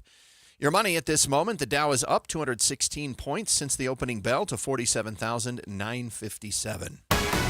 Coming up, we got a few days in the 50s, then a big warm-up comes. KSL weather's next. KSL News Time, 10:31. The sources where we get our news matters. When you listen to Utah's Morning News, we want you to feel the stories are important to you and trustworthy. This is Amanda Dixon. And I'm Andy Farnsworth. Join us weekday mornings on KSL News Radio. Did you know your baby might need their first dental visit sooner than you think? Did you know your baby should visit the dentist after their first tooth appears or by their first birthday? Keep your family healthy. Your smile matters. Babies can get cavities as soon as they have teeth. Bad bacteria can be transferred to a baby's mouth through unwashed spoons or pacifiers. Pacifiers dipped in sugar or sweetened drinks can also cause cavities. Prevention begins by using a small, soft toothbrush and a little fluoride toothpaste. Grain of rice size ages 1 to 2 and a pea size ages 3 to 6. Practice with your baby before their first dental exam. A dental professional can give you the best advice to keep your baby healthy and smiling. If you don't have a dentist, visit yoursmileutah.org for more information on community dental services. This message brought to you by Utah Oral Health Coalition, Utah Dental Association, University of Utah School of Dentistry, the Utah Department of Health and Human Services, and other Utah health partners. Remember, a healthy smile means a healthier life. Your smile matters. Every day here in Utah, people turn to KSL News Radio for one simple reason: trust. Trust for our reporters, hosts, our coverage, and trust in the businesses heard right here. I've met so many of our listeners over the years, and they'll tell you KSL is part of their daily routine, in the car, at work, at home. And when they hear your business here, it carries the weight of that trust. It isn't just another ad. It's a recommendation coming from a reliable source. When you advertise on KSL News Radio, you reach a loyal, highly engaged audience who listens intentionally. They show up for breaking news, accurate information, and meaningful conversations. And because of that connection, they respond. And when you pair our on-air credibility with digital tools like display advertising, social media, streaming audio, search, geo-targeting, and retargeting, you get a full funnel strategy that works and reaches the right people at the right time. Get marketing that truly moves the needle. Partner with the voice Utah trusts. KSL. Learn more at kslnewsradio.com/advertise. Cashback is not available on gas in New Jersey and Wisconsin. Couponing. Wow, you didn't strike me as the coupon type. Just trying to stay ahead of inflation. Gas, groceries, everything. It's all more expensive. I need to save wherever I can. Have you tried Upside yet? Upside? What's that? It's a free app that I use that pays cash back for every gallon of gas I buy. You've got to buy gas to get around anyway. Might as well get paid for it. Come on, does that really add up to anything? I've already made around $200. The extra cash helped pay down my bills, and I even had a little extra left to treat myself. And the Upside app is free? Totally free, and the cash back is real. You can transfer the cash right to your bank account. I'm downloading Upside right now. Download the free Upside app now to earn cash back every time you buy gas. Use promo code ENJOY to get an extra 25 cents per gallon on your first tank. You can cash out anytime right to your bank, to PayPal, or a gift card for Amazon and other brands. Just download the free Upside app and use promo code ENJOY for a 25 cents per gallon bonus on your first tank. That's code ENJOY for a 25 cents per gallon bonus. Traffic and weather together brought to you by UCCU. Earn 4.24% on savings at UCCU.com. Let's go to the traffic center and Cameron Elliott. Looks like we have a fresh crash on SR 194 eastbound as you approach I-15. On the cameras, it looks as though a bus and a car are blocking the right shoulder. We've also still got that crash blocking the right shoulder in eastbound I-80 in Summit County just past Kimball Junction, but it doesn't seem to be causing all that many delays. Step aboard history, walk through recreations, see real artifacts, and feel the legacy of Titanic the Exhibition. Open now at the shops at Southtown in Sandy. Tickets at thetitanicexhibition.com. I'm Cameron Elliott in the KSL Traffic Center.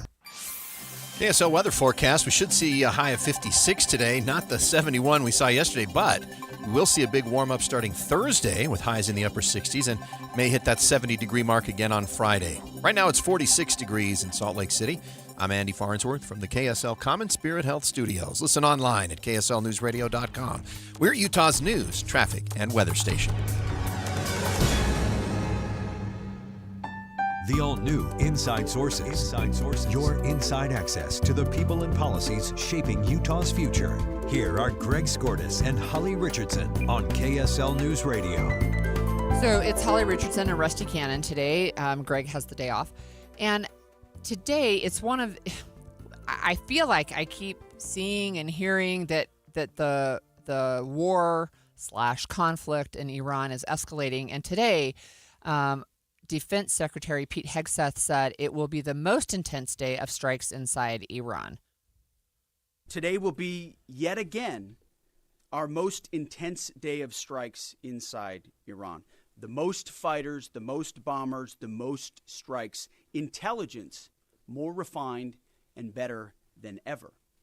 So that's on one hand. On the other hand, the last 24 hours have seen Iran fire the lowest number of missiles they've been capable of firing yet.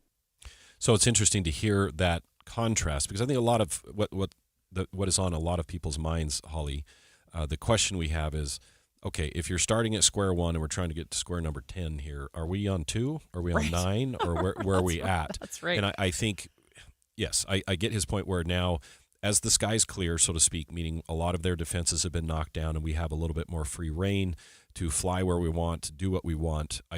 He makes a very good point. That's likely what I believe he's speaking about, and we now, hammer them even harder at this point. And I think, and we talked about this during the break, that there are some mixed messages coming out about the war, right? Mm-hmm. So we certainly have people who are saying, well, it's a war, but it's not really a war because Congress hasn't declared it a war, but we're going to use that terminology. But also at the same time, we're hearing this is not going to be a forever war, which we all hope that that's true. Yeah. And yet we also have Caroline Leavitt, who over the weekend said, the draft is not off the table. I mean, and that would, to me, indicate that this is going to go on a lot longer than this little short time frame. But Hegseth also, he said the war is not going to be a, quote, quagmire like other previous wars in which the U.S. has been involved. And so it's one of the things that we are following. And one of the things, again, I think that's interesting is we start to see there's multiple areas in the world. I would say, of course, in the Middle East, it's focused in the Middle East. I know that yesterday Saudi Arabia announced that they had 2 deaths within Saudi. I know that Turkey, which is a NATO country, they have shot down 2 missiles as they go into NATO airspace. That's concerning because once you engage NATO, right, it's the all for one for all. Yeah. So that could be, again, an escalation in that. And there's Hegseth you were saying, we don't know if we're on step 1 or on step 9, but he did explain what the U.S. objectives are. 1, destroy their missile stockpiles, their missile launchers, and their defense industrial base. Missiles and their ability to make them. 2, destroy their navy. And 3, permanently deny Iran nuclear weapons forever.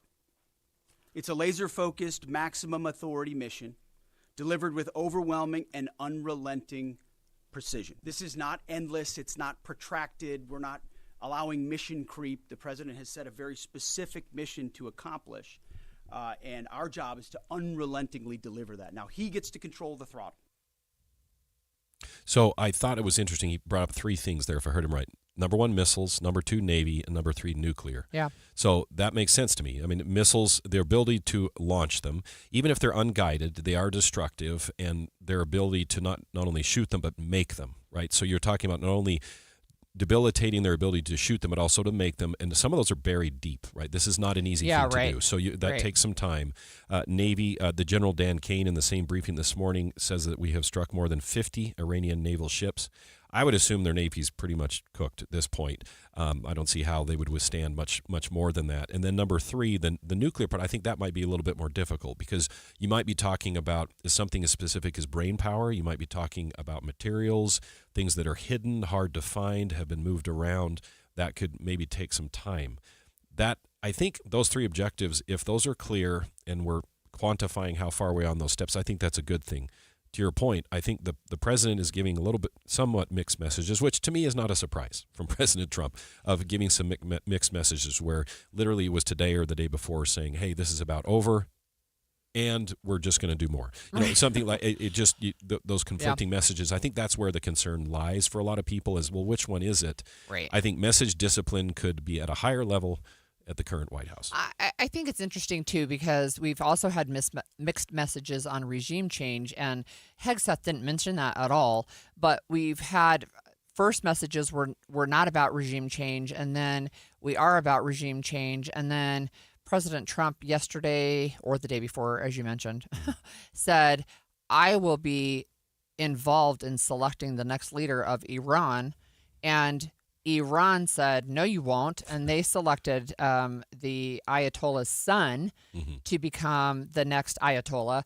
And he's 56 years old, but I also understand he hasn't been seen in public, although he probably knows that if he is, he may not live long. Yeah, I think poking his head above ground would be a bad idea at this point.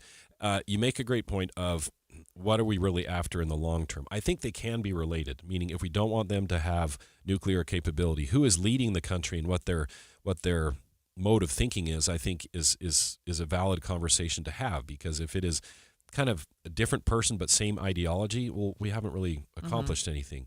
And as he gets into the weeds on regime change, that's a little bit more of a thorny issue. But to their credit, we can't stop their nuclear ambition if person number 2 has the same nuclear ambition as person number 1, and we eliminated number 1. Right. It's just we're just going around. That's going to require some pretty deep thought and some specific things to happen. I don't know when that's going to happen. We don't have a lot of time for this conversation, but I wonder if you have heard about the more than 200 complaints that commanders are telling their military members that this is somehow a holy war, right? That this is somehow a way to usher in Armageddon and the second coming of Jesus Christ, because that has also been a story, and we haven't really talked about it on our show. Yeah, I think you could go down about any rabbit hole you wanted with this war and this conflict. You mentioned the word war. We all jump to that word. However, this is a pretty one-sided affair at this point. I think it's pretty much, us hammering them and them doing some retaliation, but as they mentioned, that has degraded quite a bit. No, I hadn't heard specifically what you talked about. I'm sure we would hear more. You just need to spend a little bit of time on X and you'll find all that you want to find, right? So it's just like, to me, that's really interesting because I, as somebody who considers herself a Christian believer, I don't think that this is the way that we're supposed to be acting. Like, I don't think we're going to see the return of Jesus Christ because we bombed Iran. I guess let me just say it that bluntly. Yeah, I'm probably there with you. I think some you can get out on the ledge on some theories there. I think I think the hard part for a lot of people is, why are we doing this now? Yeah. Like, why didn't we do it? How many days ago was it when they murdered thousands of their own people? Not that long ago. Yeah, it was like January, I maybe think. we just weren't militarily ready. And to do it right, we got to be ready. And maybe that's the fair point. But why didn't we do it then, right? Yeah. And why did we wait? Yeah. However, in the long term, I get the point of why we want regime change. Iran has been a problem for a long time. Yeah. Oh, years. Yeah, decades. Oh, okay. So, look, we're going to shift gears again. You may have noticed it was really, really a pretty day yesterday. There's more warmth coming, and we're going to talk with our meteorologist about why it's warming up so much right now when we come back after this break. Buying a home or refinancing can be complicated. So who do you call? Who's trustworthy, has decades of experience, and can get you a loan done quickly? Who will work hard for you to find the great rate and reasonable closing costs? The answer's clear. Loans by Rick. Right now, Loans by Rick is giving a 30-year fixed rate at 5.5% and a 15-year fixed at just 4.625%. He can't do that. Oh, yes, he can. For over 25 years, Rick has helped people navigate the mortgage process and get the financing they need to buy a home or refinance. That even includes paying off debt with a cash-out refi. And because Loans by Rick works with over 80 bank and lending relationships, we shop multiple lenders to find you the very best deal. Whether you're buying a home or refinancing, call Loans by Rick at 801-809-SAVE. That's 801-809-SAVE, or visit loansbyrick.com. Rick Bob, NMLS 241179, Vintage Lending, NMLS 287106, Equal Housing Lender, 30-year APR 5.78%, 15-year APR 4.78%. Some restrictions apply. More than 50 million Americans suffer from a form of mental illness. And Utah isn't immune, with nearly 1 in 3 people dealing with anxiety, depression, or another form of mental illness. But there's hope. We can all take action to keep ourselves and our loved ones safe. That's why KSL has teamed with the Huntsman Mental Health Foundation to bring you hope and help you thrive. It's Healthy Mind Matters. Find out more at healthymindmatters.com. Join KSL News Radio's Amanda Dixon this Friday from 3 to 5 at the Salt Lake NPS store at 1600 Empire Road, npsstore.com. Cashback is not available on gas in New Jersey and Wisconsin. Couponing. Wow, you didn't strike me as the coupon type. Just trying to stay ahead of inflation. Gas, groceries, everything. It's all more expensive. I need to save wherever I can. Have you tried Upside yet? Upside? What's that? It's a free app that I use that pays cash back for every gallon of gas I buy. You've got to buy gas to get around anyway. Might as well get paid for it. Come on, does that really add up to anything? I've already made around $200. The extra cash helped pay down my bills, and I even had a little extra left to treat myself. And the Upside app is free? Totally free, and the cash back is real. You can transfer the cash right to your bank account. I'm downloading Upside right now. Download the free Upside app now to earn cash back every time you buy gas. Use promo code ENJOY to get an extra 25 cents per gallon on your first tank. You can cash out anytime right to your bank, to PayPal, or a gift card for Amazon and other brands. Just download the free Upside app and use promo code ENJOY for a 25 cents per gallon bonus on your first tank. That's code ENJOY for a 25 cents per gallon bonus. Who is Farm Bureau Financial Services? At our core, we're relationship builders. We're home and auto bundlers, life insurers, farm and ranch protectors, and retirement planners. We're neighbors, community members, and friends. We're the people you can count on now and for years to come. Find a Farm Bureau agent at fbfs.com/protect. Farm Bureau Property and Casualty Insurance Company, Western Agricultural Insurance Company, Farm Bureau Life Insurance Company. We all want our kids to grow up safe and healthy, so we show them how. With honest conversations that let them know what we expect. That's especially important when it comes to alcohol and other drugs. And when it comes to pain medications, opioids, they need to know that they should never be shared with friends or family. For more information about talking with your kids about underage use of alcohol and other drugs, visit underagedrinking.samhsa.gov. Any Hour Services free furnace sale is going on right now. If you haven't scheduled your free estimate yet, do it now. Call Any Hour Services today or schedule online at anyhourservices.com. Hi, I'm Ryan Blaney, a third-generation race car driver, and we dedicate a lot of our time to going as fast as possible.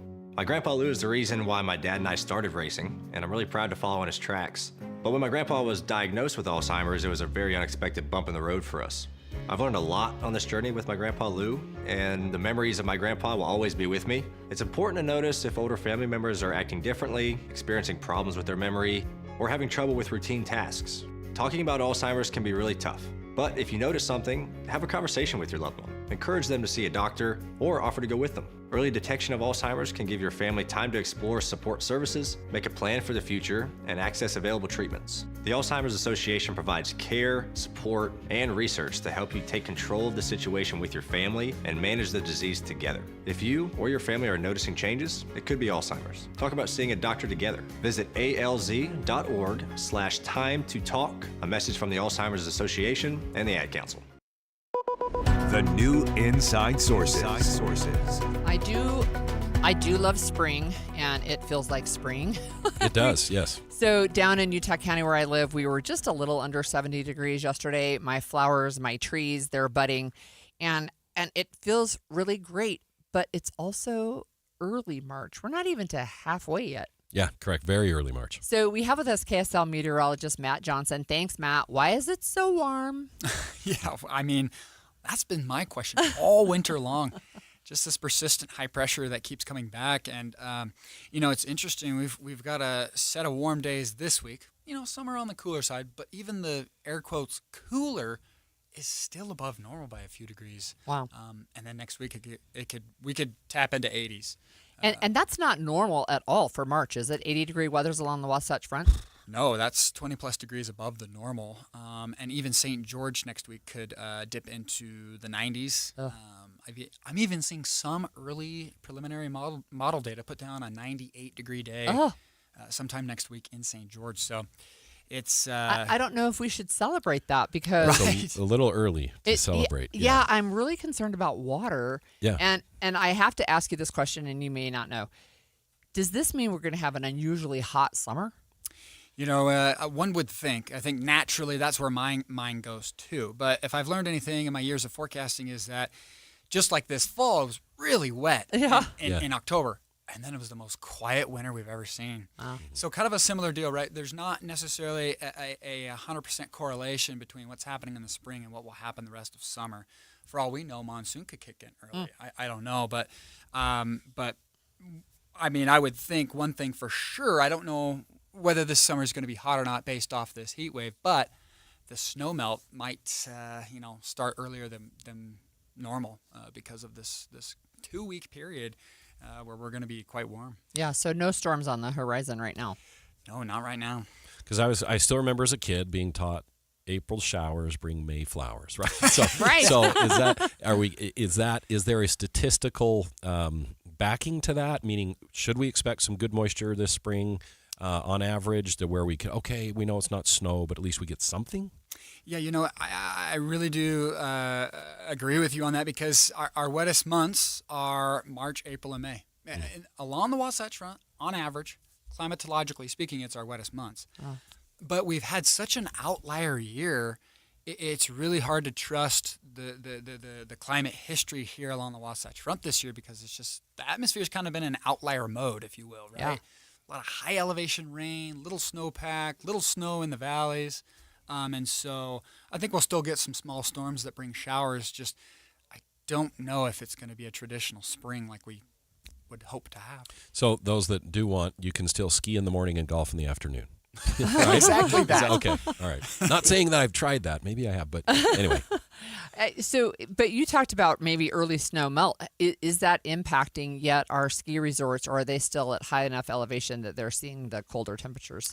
It's not for certain, but one of the things we do as meteorologists is we kind of take, hey, I've got this scenario playing out where I've got 2 weeks of warm weather, and the second week's even warmer than the first.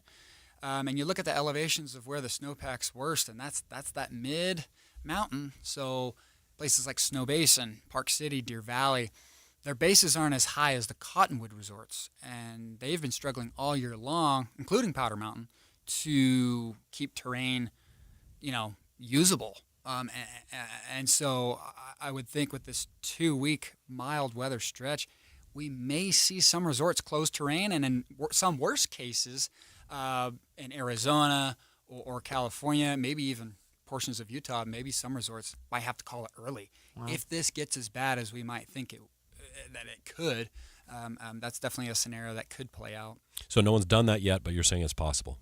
Definitely possible for those resorts that are sitting a little bit lower, and I'd say around the 6,000, 7,000 foot base. If that's your base, you might have to start closing some terrain. All right. Do you have gardening advice? Do you garden? My weeds are growing. Yeah, weeds are growing. Yeah. I think that's a good question because usually it's right around the middle of March where you say, okay, well, it's cold, but it's warming up, and so we can plant our peas. But it's sure tempting to get out there and maybe do more. Yeah, especially with the way winter's gone. Right. We've had little in the way of freezing nights, but I would stick with the traditional, the more hardy plants, the peas, the beets, the carrots, stuff that we know can make it through a flash freeze. Yeah. But Save your tomatoes for now. Yeah, and the chances are we may not get cold weather enough to even kill a tomato moving forward, but we'll see. So I don't know whether to celebrate. It's really warm and we can enjoy outside because I do not love winter, but yeah, there's kind of a short-term gain mourn. and long-term pain. A little bit of both. Yeah. Thanks, Matt. Thanks for joining us. We're going to switch gears because as we talk about this warm weather and we talk about sometimes warm weather makes us want to cook outside, do barbecues, etc. But we all need food on the table for our family, and food insecurity is really impacting communities nationwide, and Utah is no exception. So we know that this week the Utah Food Bank is holding its 5th annual Feed Utah Drive. Yes, this is. I remember this being a bit of a tradition now, right? This is the 5th annual time we've done it, to where you can collect food in neighborhood and drop them off. I think we have specific pickup points, right, going in various communities, right? Yeah, that's right. And Saturday is the time. I think it's all week that we can drop things off. You're right. I think we have Jeanette Bott on the line with the Utah Food Bank. Jeanette, thanks for joining us today. Thank you so much, and good morning. Good morning. So what can you tell us about the need in Utah right now and then what people can do? Well, the need is frightening. Numbers really have not stopped increasing since COVID, and we're just seeing more of a dynamic with families who are struggling just because of things that are not changing. We always hear talk about affordable housing and expensive daycare. Now gas prices are starting to increase again. It always seems to be some element of a financial strain that families attend to before they buy food. So ultimately, families are going with less food or going without food, and that's where they turn to their local pantries in their neighborhood or their communities. So, Jeanette, this week is a chance for folks to do something about it, right? What can they do if they want to step in and help? So Associated Food Stores has joined again this year with the Utah Food Bank in a partnership, and 55 of the stores across the state of Utah are going to be hosting their case lot sale this week. But in addition to that, they will be collecting food for Utah Food Bank and for pantries throughout all 29 of our counties. So if you were to shop at one of the Associated Food Stores, you can do your grocery shopping, buy something for another family, simply leave it there in a bin or a barrel. It will be then returned to either the Utah Food Bank or a pantry in those neighborhoods. It's a real easy process. In years past, we've tried things like door-to-door pickup. We've tried neighborhood collection points. We're really trying to find a way that we can incorporate people. This seems to be pretty easy. People just need to visit a store. They can find a location or a store near them by going to utahfoodbank.org. We have the stores listed on our webpage. If they prefer not to go to a store, they can take that food or donation to a pantry in their neighborhood if they have one close to them. Or they can simply go online and make a monetary donation at utahfoodbank.org. And we will use your dollars to purchase and try to help as many folks in the state as possible. Jeanette, I have a question. I wonder if you can just let our listeners know, you've talked about the rising financial pressures. How many children in our state are facing food insecurity? Right now, 1 in 5 kids are really challenged. We've got about 455,000 people, and I think that number is higher than what's being reported. So I would say close to 500,000 people. And when we have 1 in 5 of those being kids, it's a very alarming statistic. So we ask folks to give thought to things that your kids enjoy, give thought to things that kids can fix themselves, pop-top cans or things that can be heated in a microwave. And if your kids enjoy it, others will as well. We have a special opportunity for a match. An anonymous donor has given us money, and for the first $50,000, your $1 will turn into $2 with this match. So if it's easier to do the money component of this, recognize that it's going to go twice as far. So we've really tried to make it an easy way. It's, a week long. It started last Saturday. It goes through the 14th. And we really hope people will take just a few minutes and make the difference in the lives of many. Okay, thank you so much. That was Jeanette Bott with the Utah Food Bank. And when we come back, look, it has been 6 months since Charlie Kirk was shot and killed on UVU's campus. And we're going to talk with a Deseret News journalist who was there and talk a little bit about what has happened in the last 6 months. Stay with us over this break.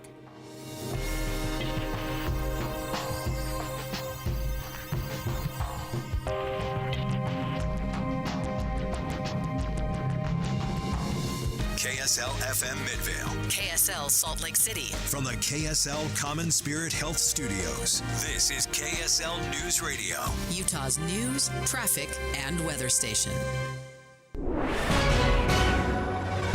11 o'clock at KSL News Radio. I'm Claire Scott. KSL's top story this hour. Ogden police say they've arrested a homicide suspect out of Wisconsin. The suspect, Randy Jenks, has been held in the Weber County Jail accused of first-degree murder. He was arrested after walking out of a house on Fowler Avenue. Police haven't released any other information on the case back in Wisconsin, but we found reports saying Jenks was wanted after a woman was found dead in the town of Mount Morris. Our top national story this hour from ABC News. It's still unclear how much the war in Iran will cost U.S. taxpayers. Democrats on the Senate Armed Services Committee tell reporters they've got concerns. Senate Democrats emerged angry from a closed-door briefing. Connecticut's Richard Blumenthal says he left with more questions than answers, especially about the cost. Massachusetts Democrat Elizabeth Warren. There's no money for health care. There's no money for child care. There's no time to pay attention to how families are paying more. But there's $1 billion a day to go to the Middle East and drop bombs on Iran. Warren says if the administration seeks additional funding for the war, she'll be a hard no. Stephen Portnoy, ABC News, Washington. Your money at this moment, the Dow is up 277 points. The S&P is up 29 points. And coming up, highs in the 70s later this week. KSL weather is next. KSL News Time, 11:01.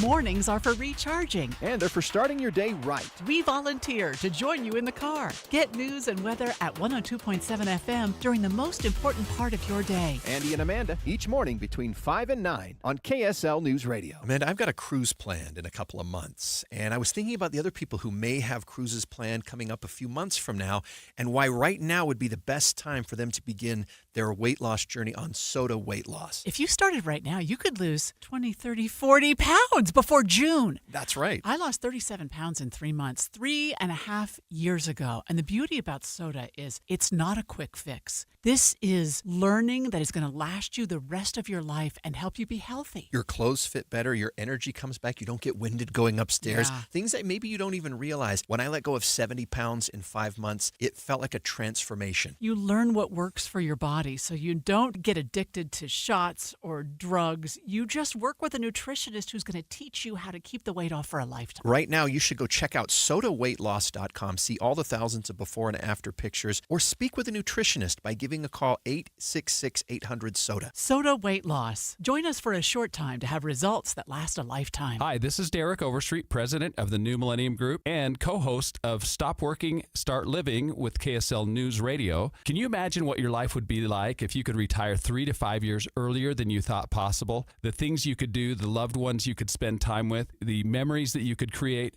That's what our team at the New Millennium Group does. We'll walk you through the entire process every step of the way. If you'd like to get a copy of the 5-step proprietary plan that will help you retire 3 to 5 years sooner than you thought possible, give us a shout right now. 888-999-6370. That's 888-999-6370 or utahsfinancialplanner.com. Listen, most of our listeners right now have a tax problem, not a money problem. There's not enough money in Social Security Medicare as it is. Let us show you how you can significantly reduce your taxes. That's 888-999-6370, 888-999-6370, or utahsfinancialplanner.com. Every day here in Utah, people turn to KSL News Radio for one simple reason: trust. Trust for our reporters, hosts, our coverage, and trust in the businesses heard right here. I've met so many of our listeners over the years, and they'll tell you KSL is part of their daily routine, in the car, at work, at home. And when they hear your business here, it carries the weight of that trust. It isn't just another ad. It's a recommendation coming from a reliable source. When you advertise on KSL News Radio, you reach a loyal, highly engaged audience who listens intentionally. They show up for breaking news, accurate information, and meaningful conversations. And because of that connection, they respond.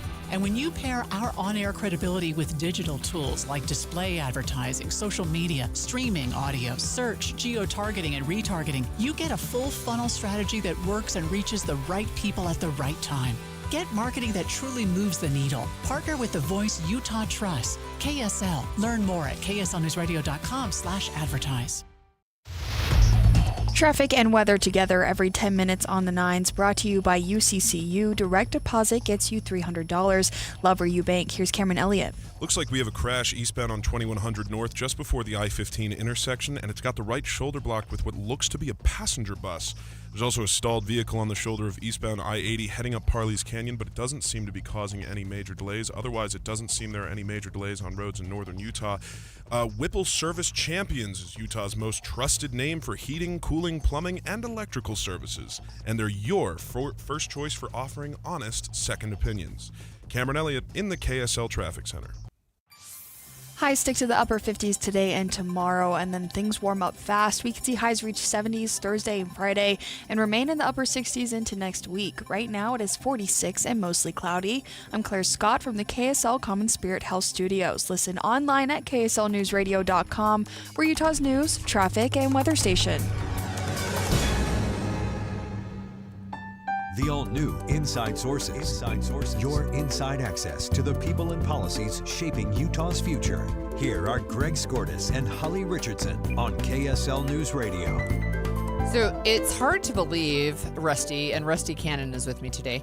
It's hard to believe it's been 6 months since Charlie Kirk was shot and killed on UVU's campus. Yeah, when we mentioned that this morning, I could have sworn it was longer than that. Yeah. I don't know if it was just traumatic enough that it seems like it was longer, but I can't believe that was only 6 months ago. Yeah. It just seems like a lifetime ago. So Aspen was a witness in the crowd. She spoke to KSL News Radio on the day this happened.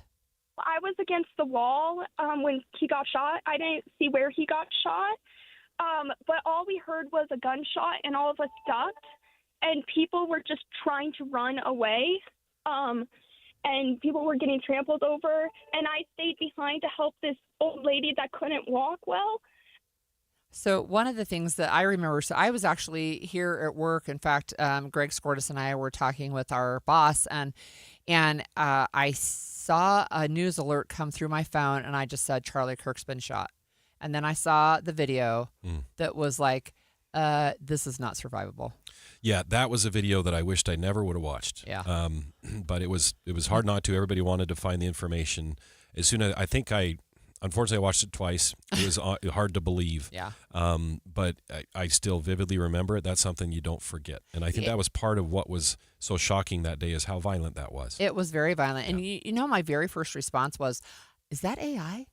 It was not. It was, AI. well, because most people don't see things like that. Exactly. And therefore it was, wait, is that how a body reacts to that? Right. Yes, it is that graphic and that fast. So we have with us on the line Eva Terry. She is a Deseret News reporter. She was there that day, and we spoke with you, Eva, right after this happened. And can you just remind our listeners what it was like for you to just be there on site, if you don't mind? Yeah, of course, and thanks for having me. So that day was absolute madness, but it didn't start out that way. It was just a sunny Wednesday afternoon, and Charlie Kirk was a little bit late. He came on after 12, and he took one question, and then the second question happened. And as the whole world knows, that's when he was shot. And I was standing on his, looking at him. When I was looking at him, I was on his left, and things just really spiraled out of control. I was there with my coworker, Emma Pitts. We dropped to the ground. She said a prayer, and then we ran with everyone else and then tried to get a story up. And looking back at it now, I feel apprehensive like, oh, I felt apprehensive going into it, but I don't know if I did. I mean, obviously, the day has been overshadowed by how horrible it was. So can you tell us? It has been 6 months. You're still writing. How were you able to maybe process the whole event, because the news cycle was crazy and you were deeply, deeply involved in that? How has that healing process looked, if it's not too personal a question? Yeah, so it was right from like 12:23 when he was shot. It was just absolute mayhem. So Emma and I did interviews that night with national news orgs, and then the next day on Thursday we were there all day at UVU. I was there all day again at UVU for press conferences, and then on Friday they announced it was Tyler Robinson. So I went down to St. George until Saturday night, and Saturday night was really the first time that I wasn't working, and I was able to just kind of sit there, but I didn't want to sit there. So, Utah has incredible mountains and rock climbing. So I went up Rock Canyon with a friend, and we went climbing until about like 4 a.m. So I just didn't want to think about it. I had so much adrenaline still. So when I came back, I just went to sleep. And the next morning, I was sitting on my porch, just like staring at the sky, like what even just happened? And then at church, when I went to my local congregation, we sang "Is Well With My Soul," and I couldn't sing it, and I just like broke down. And since then, it's just been kind of like a reevaluating, like what are people capable of, like why did this happen, and following the Tyler Robinson court case, which is happening in the 4th District Court in Provo, has been really interesting as well. Eva, that must have been terribly difficult to be there. I only observed it, as we mentioned, with the video, seeing it afterwards. But Holly, one thing that surprised me was the range of emotions that I felt in the days. I can't remember how many days it was before we knew Tyler Robinson. Was that Saturday? It was just a few. Mm-hmm. But I remember in those intervening days, I was angry. I was very angry, wondering, okay, A, how could this happen? And B, how could we not see who did this? With cameras or just the way the world works now, how can we not immediately see who he or she was and where they are and when, how to find this person? So that anger was really bubbling. I was quite surprised. The other thing that surprised me is, like, I do this as a hobby. You do it, full time. We talk about subjects similar to what Charlie Kirk had been talking about or talk about. And I was a little scared. I will be honest with you. Even to this day, there are now subjects that I'm a little afraid to talk about because if that was the subject that drove him to do what he did, there are certain subjects that I'm still quite scared to talk about. And I think that's wrong, and it's unfortunate, but that's a question I just haven't resolved in my mind is, will we ever get to a point where you can safely talk about anything, or there's somewhere you better be careful what you're saying? Eva, let me ask you this as a journalist who, part of your job is just observing and seeing what's going on. What have you seen with maybe what's happening on college campuses, specifically UVU, but even broader than that? Have you seen an impact from this Charlie Kirk shooting? Yeah.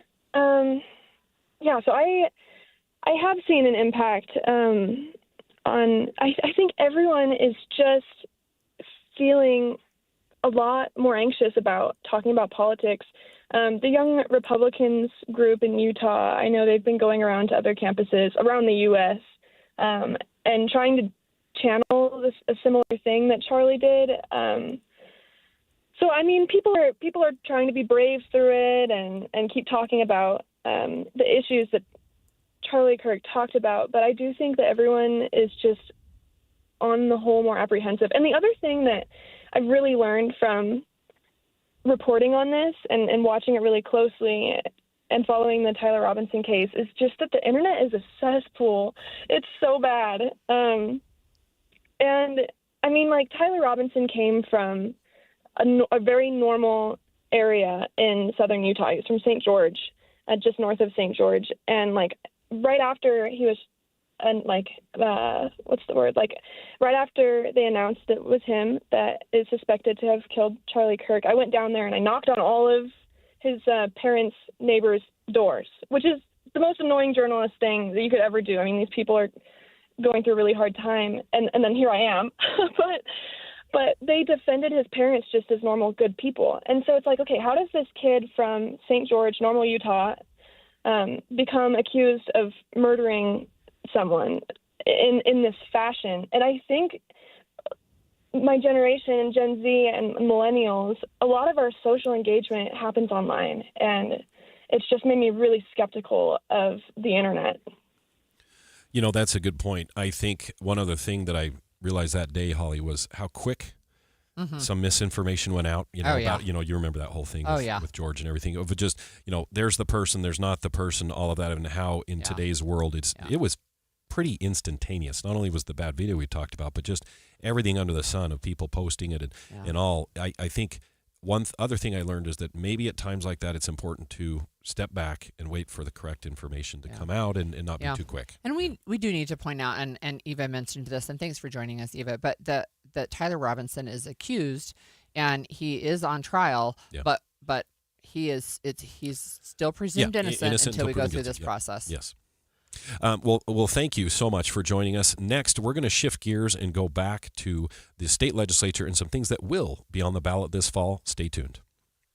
This weekly tax tip is brought to you by the Utah Association of Certified Public Accountants. Here's CEO Susan Spears. Did you buy a new car in 2025? There's a new tax break that could save you money when you file your federal taxes this year. Under the new law, you may be able to deduct up to $10,000 of interest. To qualify, the vehicle must be new, purchased in calendar year 2025, and have final assembly in the United States. Used vehicles do not qualify. This deduction applies to personal vehicles only. And it's not just sedans, minivans, SUVs, trucks, and even motorcycles, as long as they have a GVW rating under 14,000 pounds. You can claim this deduction even if you take the standard deduction, although there are income limits.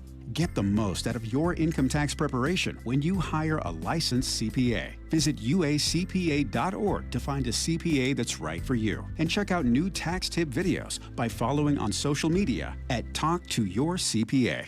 We'll admit, we've already thrown in the towel on the New Year's resolution. Yeah, and we made it through dry January. But one healthy new habit we're sticking with is Active Liver from New Nordic. Did you know your liver works around the clock processing food, sugar, alcohol, and everyday toxins? All things that can really impact your health. That's why daily support matters. Active Liver is designed to help protect normal liver function and support your body's natural detox process. With trusted ingredients like milk thistle, turmeric, and artichoke extract, it's gentle enough to take all year long. No harsh cleanses, no extreme detoxes, just simple daily liver support. We really feel the difference. Yup, more energy and the peace of mind knowing we can enjoy the good things in life while giving our liver the love it needs. Active Liver is available online at Amazon or NewNordicUSA.com. Or you can find it in stores at CVS, Meijer Grocery, Wegmans, and now Active Liver is available at your local GNC. I'm back to doing what I love and more, thanks to the Good Feet store. Does it feel like someone's stabbing a knife into your heel? Or does your lower back give you problems as the day goes on? The Good Feet store wants to help you like we helped Ann. Every time I stood up, pain just shot up my legs. Fortunately, I found the Good Feet store. I went to them after my doctor diagnosed me with plantar fasciitis. And now, thanks to the Good Feet store, I'm 100%. Wouldn't it be nice to get back to doing what you love, like Patrick did? I was in constant pain. Somehow my fiance and I found our way into the Good Feet store. Put my foot on the arch support system. I put them in my shoes, my back, my knees, my ankles. Thank you. Thank you, everybody at the Good Feet store. You gave me my active life back. Learn more or schedule an appointment at goodfeet.com and come in and get your free personalized fitting at the Good Feet store. We have locations in Farmington, Riverton, and Sandy. Thanks to the Good Feet store. Cashback is not available on gas in New Jersey and Wisconsin. Couponing. Wow, you didn't strike me as the coupon type. Just trying to stay ahead of inflation. Gas, groceries, everything. It's all more expensive. I need to save wherever I can. Have you tried Upside yet? Upside? What's that? It's a free app that I use that pays cash back for every gallon of gas I buy. You've got to buy gas to get around anyway. Might as well get paid for it. Come on, does that really add up to anything? I've already made around $200. The extra cash helped pay down my bills, and I even had a little extra left to treat myself. yourself. And the Upside app is free? Totally free, and the cash back is real. You can transfer the cash right to your bank account. I'm downloading Upside right now. Download the free Upside app now to earn cash back every time you buy gas. Use promo code ENJOY to get an extra 25 cents per gallon on your first tank. You can cash out anytime right to your bank, to PayPal, or a gift card for Amazon and other brands. Just download the free Upside app and use promo code ENJOY for a 25 cents per gallon bonus on your first tank. That's code ENJOY for a 25 cents per gallon bonus. Email from school about the incident today. Scary. Tell me about it. Did you have any idea that was going on? None. I mean, you saw Derek at the game last night, too. Did you have a clue? No, but you know, teachers like me, parents, we don't always know as much as you guys do. Kids hear first about what's going on with other kids. Half the time, it's rumors. It can be hard to tell sometimes, but if you're ever concerned about a friend who's having trouble with alcohol, prescription drugs, bullying, violence, anything, you need to tell an adult. Mom or me, a teacher, coach, school counselor, someone you know and trust. Dad, no kid is gonna tell an adult about that kind of stuff. I get it, but if we don't know, we can't help. Speaking up about a problem, that's what helping a friend is all about. For more information, visit underagedrinking.samhsa.gov. Inside Sources. Welcome back to Inside Sources. I'm your guest host today, Rusty Cannon, here with Holly Richardson. Holly, there are a few people that are breathing a big sigh of relief now the legislative session is over, and that would be legislators themselves. Yeah, so that's also true. Yes, we wanted to bring a great one on with us to talk about something that will be on the ballot this fall that I think most people have forgotten about because it was placed there in last year's session, meaning a year ago. Well, you are correct, Bit, that I had forgotten about that. So I think most people have. So welcome to the show, Senator Lincoln Fillmore. Thanks for joining us today. Thank you, guys. It's a pleasure to be with you. So remind voters, obviously, I know this is near and dear to my heart, an issue that it will be on the ballot coming this fall. If you'd explain what it is. Yeah, it's really a question for voters to say how much power do you want to give your neighbor to raise your taxes? So the proposal that will be on the ballot would just require a 60% majority in order to pass a ballot initiative that contains a tax increase. And I think that's really important. You know, we've kind of seen what can happen in recent years when ballot propositions pass with bare majorities. They end up in courts and litigation and subsequent legislation. And, I think when you're talking about taking your neighbor's money, what we really need is a really broad consensus. And I think 60% helps us to achieve that. So can I just ask you a hypothetical question, and maybe it's not hypothetical, but what examples do you have of ballot initiatives that have raised taxes? The most recent one that raised taxes was in 2018, the Medicaid expansion. It raised sales tax by 0.15 of a point. But, my target isn't specifically any specific ballot initiative, but rather just a sense that when you're running a ballot initiative that is going to raise taxes, is going to take people's money out of their pocket, we really need broad consensus in order for that to happen.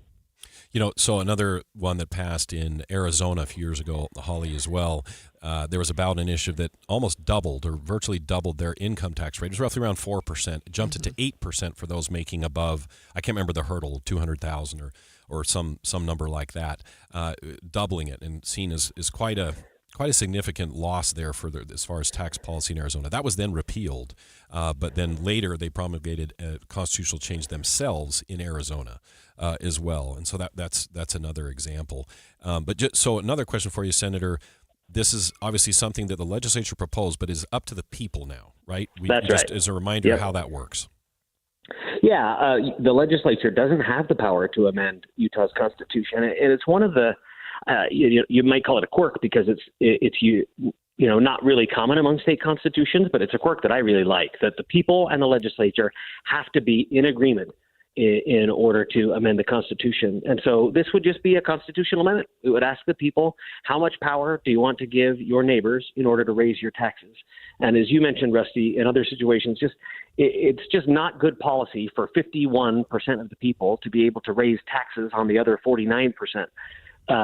And so, we're just looking to get broad consensus when it comes to taking people's money.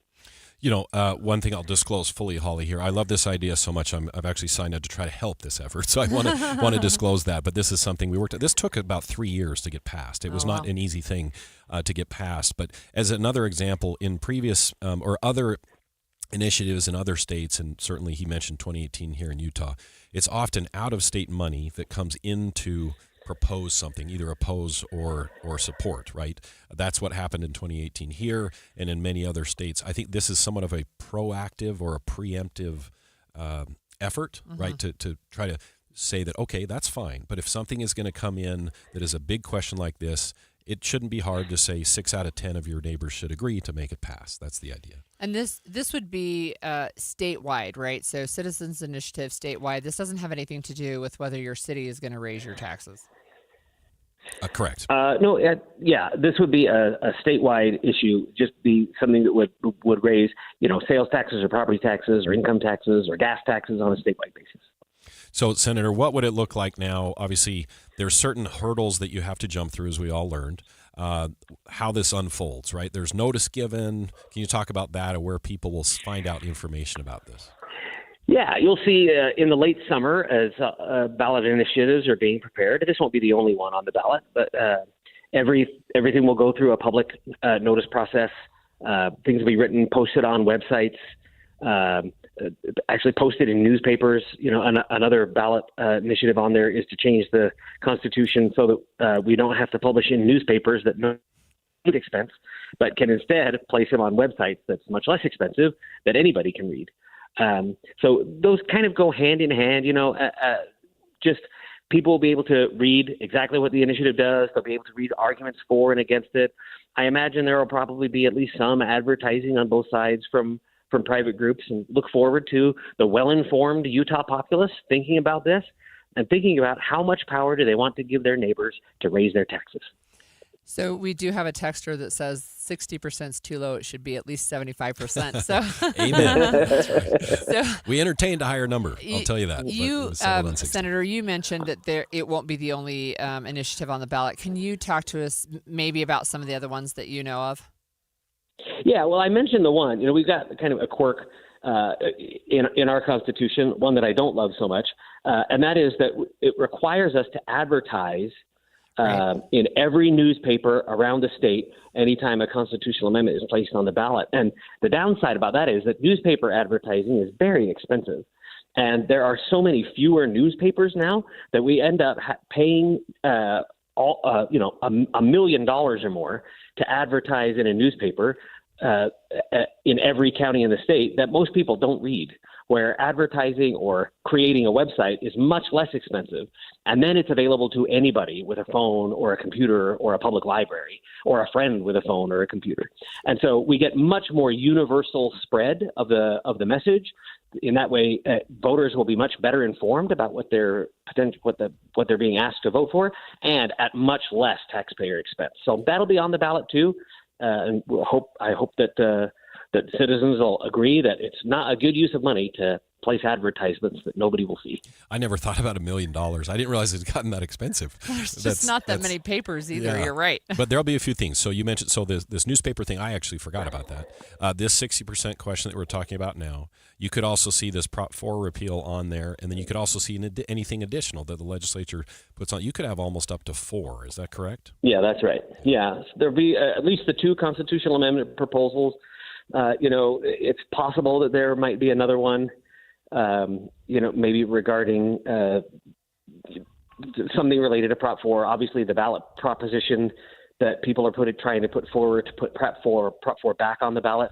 All of those will be competing for people's attention. But again, I have full confidence in the people of Utah to be able to read and understand and cast a well-informed vote. Yeah, you make a good point. There'll be a lot of things, a lot of information out there, but this is giving the ultimate question to the people on all these for them to decide. Holly, this also gets to the point where we've talked about this all kinds of times on this show or others, that given the decision of the Utah Supreme Court a couple of years ago, this might be the way Utah goes, meaning that, we're going to be a little bit more like California, unfortunately, where you could have, if they are quote unquote super law charged a bit, more ballot initiatives or these things to sort through when it comes time to vote.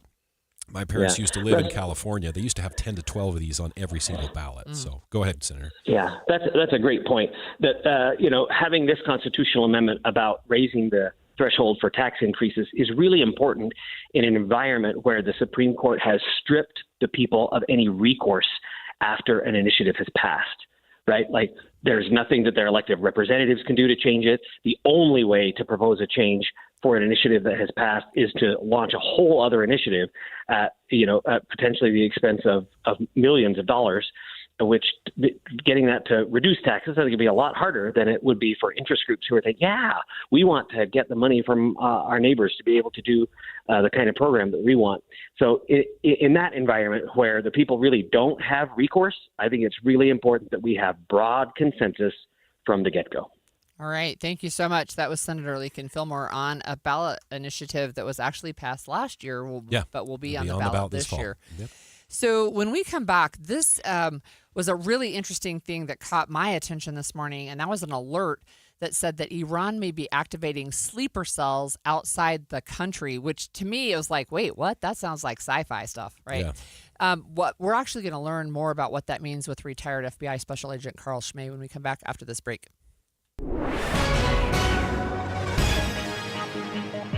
11:30 at KSL News Radio. I'm Claire Scott. KSL's top story this hour. The BYU men's basketball team is hoping to impress the NCAA Tournament Selection Committee by making a run in the Big 12 tournament. KSL BYU insider Mitch Harper says the Cougars are facing a Kansas State team tonight that is down after their head coach was fired. Let's see if BYU can jump out to a quick start, get some momentum on their side, because typically these first games in tournaments maybe can always be the trickiest. And so I think that'll be important for this BYU team. But expect an up-and-down game. Kansas State is high tempo. One of the fastest games BYU played this season in Big 12 play was against Kansas State back on January 3rd. You'll hear the game live right here on KSL News Radio. The tip is at 5. Our pregame coverage starts at 4. Our top national story this hour from ABC News. Defense Secretary Pete Hegseth gave a briefing on Iran this morning, saying the U.S. will have most intense day of strikes against Iran's military today. 1, destroy their missile stockpiles, their missile launchers, and their defense industrial base. Missiles and their ability to make them. 2, destroy their Navy.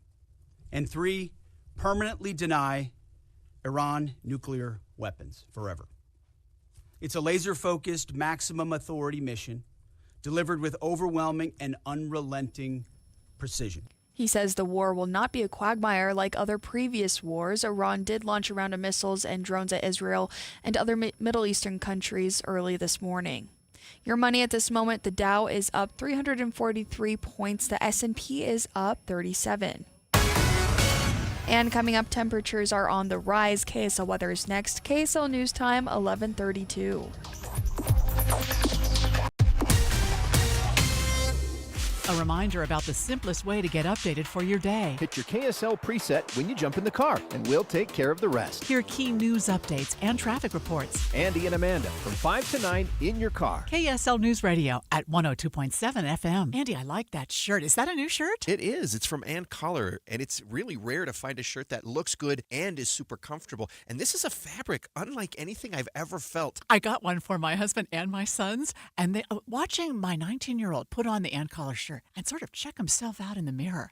I thought, wow, he's really digging that. And I can understand why, because it's not just comfortable, it's stain repellent, which I needed. Oh, my goodness. Because, Something. He attracts spaghetti sauce to shirts like you would not believe. And with these Ann Collar shirts, I can get it out. Amanda, I have to wear a special bib when I eat spaghetti with a white shirt on. But with Ann Collar shirts, it takes those little tiny nicks and stains, and they don't stick to you. Yeah, you don't have to dump a bucket of stuff on you, but it would repel that, too. You've got to try one. So whether it's the traditional white shirt or any of the patterns they have, it's Ann Collar, and they're made right here in Utah. If you've never tried Ann Collar before, we have got permission to give you 15% off at andcollar.com and go get your first. Use the code KSL15. That's Ann Collar, AND Collar.com. We just want to have enough money for retirement. And travel to visit our grandchildren. I understand. That's why at Fisher Investments, we start by getting to know each other, so I can learn about your family, lifestyle, goals and needs, allowing us to tailor your portfolio. What about commission-based products? We don't sell those. We're a fiduciary, obligated to act in your best interest. So how do your management fees work? We have a simple management fee based on the value of your portfolio, so we do better when you do better. We appreciate that kind of transparency. We also check in with you regularly to keep you up to date on the markets and your portfolio. Well, what other services do you offer? As a client, you have access to resources on investing, financial planning, estate planning, Social Security, Medicare, and more. Wow, sounds like Fisher Investments has everything we need. At Fisher Investments, we're clearly different. Learn more at fisherinvestments.com. Investing in securities involves the risk of loss. Are you considering GLP-1 injections for weight loss? Before you start, ask yourself this. Are you prepared to spend $3,000 to $5,000 a year and stay on the medication long-term to maintain the results? Many prescription weight loss injections require weekly shots, and when the medication stopped, weight regain is common. And here's something most people don't realize. Research shows a significant portion of the weight lost can come from muscle, which may slow your metabolism and make keeping the weight off even harder. At SLC Fat Loss, they take a different approach. Their doctor-developed program helps men and women lose 20 to 40 pounds in just 60 days, safely and naturally. No injections, no synthetic hormones, no long-term dependence. Instead, they use real food to reset your metabolism, control hunger and cravings naturally, and help your body burn fat, not muscle. Right now, you can schedule a free phone consultation to see if the program's right for you. There's no pressure. If you want a safe, affordable alternative to weight loss injections, go to slcfatloss.com, slcfatloss.com. Results may vary. Traffic and weather together every 10 minutes on the 9s, brought to you by UCCU. Up to $500 for loan transfers. Love where you bank. Here's Cameron Elliott. In Utah County, a crash on northbound I-15 just past Main Street in Payson is blocking the shoulder and a little bit of the right lane, so make sure you move over if you're passing through there. We're also getting a report of a crash blocking the right lane on the 7200 South exit in Midvale on northbound I-15 as well. When you need financial products and services for every stage of life, Cyprus Credit Union is there for whatever the future holds. Visit cypruscu.com today. I'm Cameron Elliott in the KSL Traffic Center. We could see highs in the 70s as soon as Thursday, and those warm temperatures stick around through the weekend. We're not looking at any storms anytime soon, just mostly sunny skies. Right now it is 48 and mostly cloudy. I'm Claire Scott from the KSL Common Spirit House Studios. Listen online at kslnewsradio.com. We're Utah's news, traffic, and weather station. The all-new Inside Sources. Your inside access to the people and policies shaping Utah's future. Here are Greg Skordas and Holly Richardson on KSL News Radio. It's Holly Richardson and Rusty Cannon. But Rusty, look, I'm telling you, when I saw this story start to pop up, the first thing I thought about was a James Bond movie that I remember watching. I was a kid. And there were sleeper cells inside the United States, and they were activated by a phone call that recited a Robert Frost poem to them, and that made them wake up from their amnesia trigger. Or whatever, their mental trigger. So that's what I thought. But look, this is serious. The United States has intercepted encrypted communications believed to have originated in Iran that may serve as an operational trigger from sleeper assets. And we have more from ABC News Pentagon reporter Luis Martinez. A law enforcement bulletin sent from the federal government to law enforcement agencies across the country, essentially saying that the United States had intercepted what they call clandestine communications that they believe may have been originating from Iran, and that could be, quote, an operational trigger for sleeper cells here in the United States. They don't have any operational information that something is about to happen or that some location is being targeted, but they want law enforcement agencies across the country to be vigilant in case this does happen. And of course, this has been one of the concerns in immediate wake of what happened last week with the United States and Israel launching their attack on Iran. So we have with us a real expert, Carl Smay, retired FBI supervisory special agent, 22 years within the FBI, and investigated domestic and international terrorism, and led a joint terrorism task force. Thank you for joining us, Carl. Hey, you're welcome, Holly. Can you just start by telling us how do sleeper cells work and what they are? Yeah, sure. People might have watched a TV show a few years ago called The Americans, which depicted this, and it was actually based on a real FBI investigation of Russian sleeper cells that were here in the U.S. So what it is a country like Russia or Iran would send people covertly into another country, in this case in the U.S., under assumed identity. So they've got fake IDs, and they just blend into society. They get jobs, they go to college, they get married, they buy homes, they have children. They look like anybody else, but secretly they are working for their home country. And their idea is they might be collecting low-level information, but basically they're in place covertly in case of an emergency. They can be activated if there is a war or something like that where they need to start carrying out some sort of actions. So I have a direct question, Carl, to hopefully put my mind at ease. Well, two questions. One won't put my mind at ease. Maybe the second one will. Do these exist in the U.S. now, do you think? So, Rusty, it's hard to tell. I was trying to pin him down, but he's not going to let me pin him down. Yeah. Okay. Well, I have to say, Rusty, I've been out of the FBI for a few years now, so I don't have access to that sort of classified information. However, they have existed in the past. The U.S. did arrest a group of 10 Russians several years ago. This was an investigation called Ghost Stories, and that was the basis of that TV show called The Americans. So yes, they have existed, and that's been a concern, is that could Iran have those type of sleeper cells here in the U.S.? Obviously the Joint Terrorism Task Forces, which are operated by the FBI nationwide, are going to be on the lookout for those. Okay, so the second question I had is, it sounds like from your answer that I know the answer already, but I'll have you explain. These do get discovered and can get discovered, and there is active investigation to try to root these out and find them, right? Yeah, in times like this, Rusty, this would be a primary priority for the FBI, is to look to see could there be any of these sort of groups. If there was any inkling that there were, one of the immediate things that would happen is there would be 24/7 surveillance on these type of things. But obviously, the whole idea of a sleeper cell is that these are people that have been in place. A lot of times they might be in place for a long time, just living these ordinary lives. This alert basically is referring to the fact that there was this intercepted message that went out that, could have been activating cells here in the U.S. or other places in the world. Could be in Europe or South America, other places where we know Iran have been active in carrying out operations. So can I ask you, what does activated mean, and what kind of operations could they carry out? Yeah, that's a really good question, Holly. So what I believe this alert that went out to U.S. law enforcement was talking about is that there was a message, I believe it's probably some kind of a shortwave radio transmission, which is an old school technique. This is how countries used to talk to or communicate with their spies back in the 50s and 60s before there was the internet. And it's a very secure way of communicating. Activation could mean go out and conduct an attack, which we have seen in the past. Iran has done it through their proxies. In the 1990s, they attacked a Jewish community center in Buenos Aires, Argentina, that killed 85 people.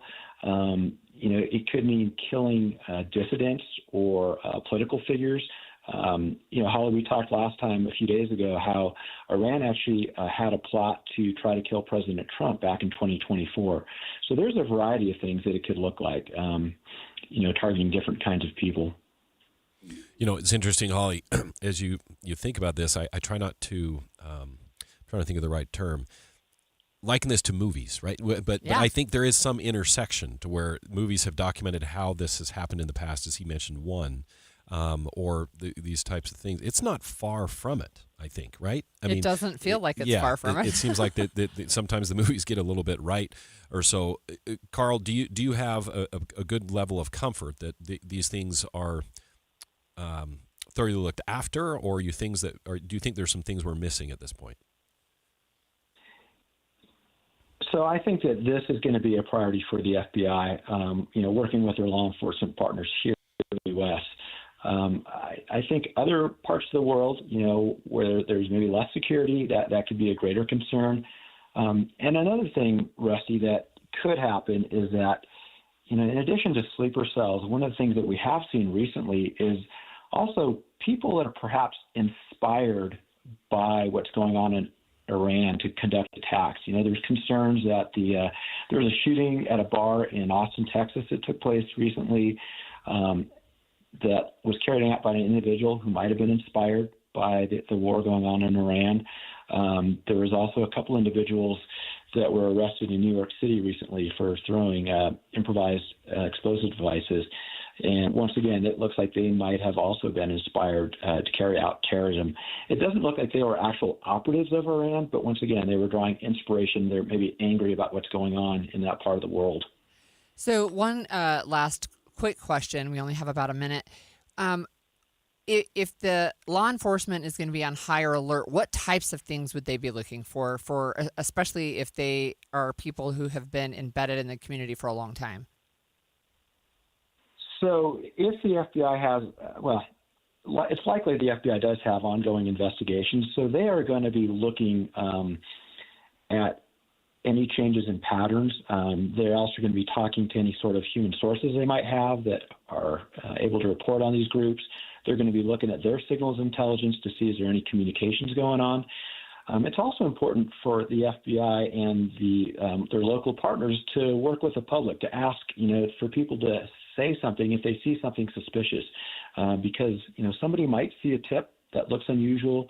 Maybe there's something going on around some sort of a critical infrastructure, and that report could be important. That could be an indicator that there's some surveillance or pre-operational activity going on. So that's going to be key as well. It's good advice. Keep our eyes open. Thank you so much. That was Carl Smay, retired FBI supervisory special agent. He has been really great to help us break down what's happening with Iran. Look, we earlier in the show we talked about Utah lawmakers setting aside tens of millions of dollars to help with the reconstruction of the Salt Palace Convention Center, and now we're going to have Salt Lake County Mayor Wilson join us to talk to us about her reactions when we come back after this break. Some of the most meaningful jewelry you own isn't new, it's inherited. A ring from a grandmother, a necklace tucked away in a drawer, pieces full of memories, but no longer your style.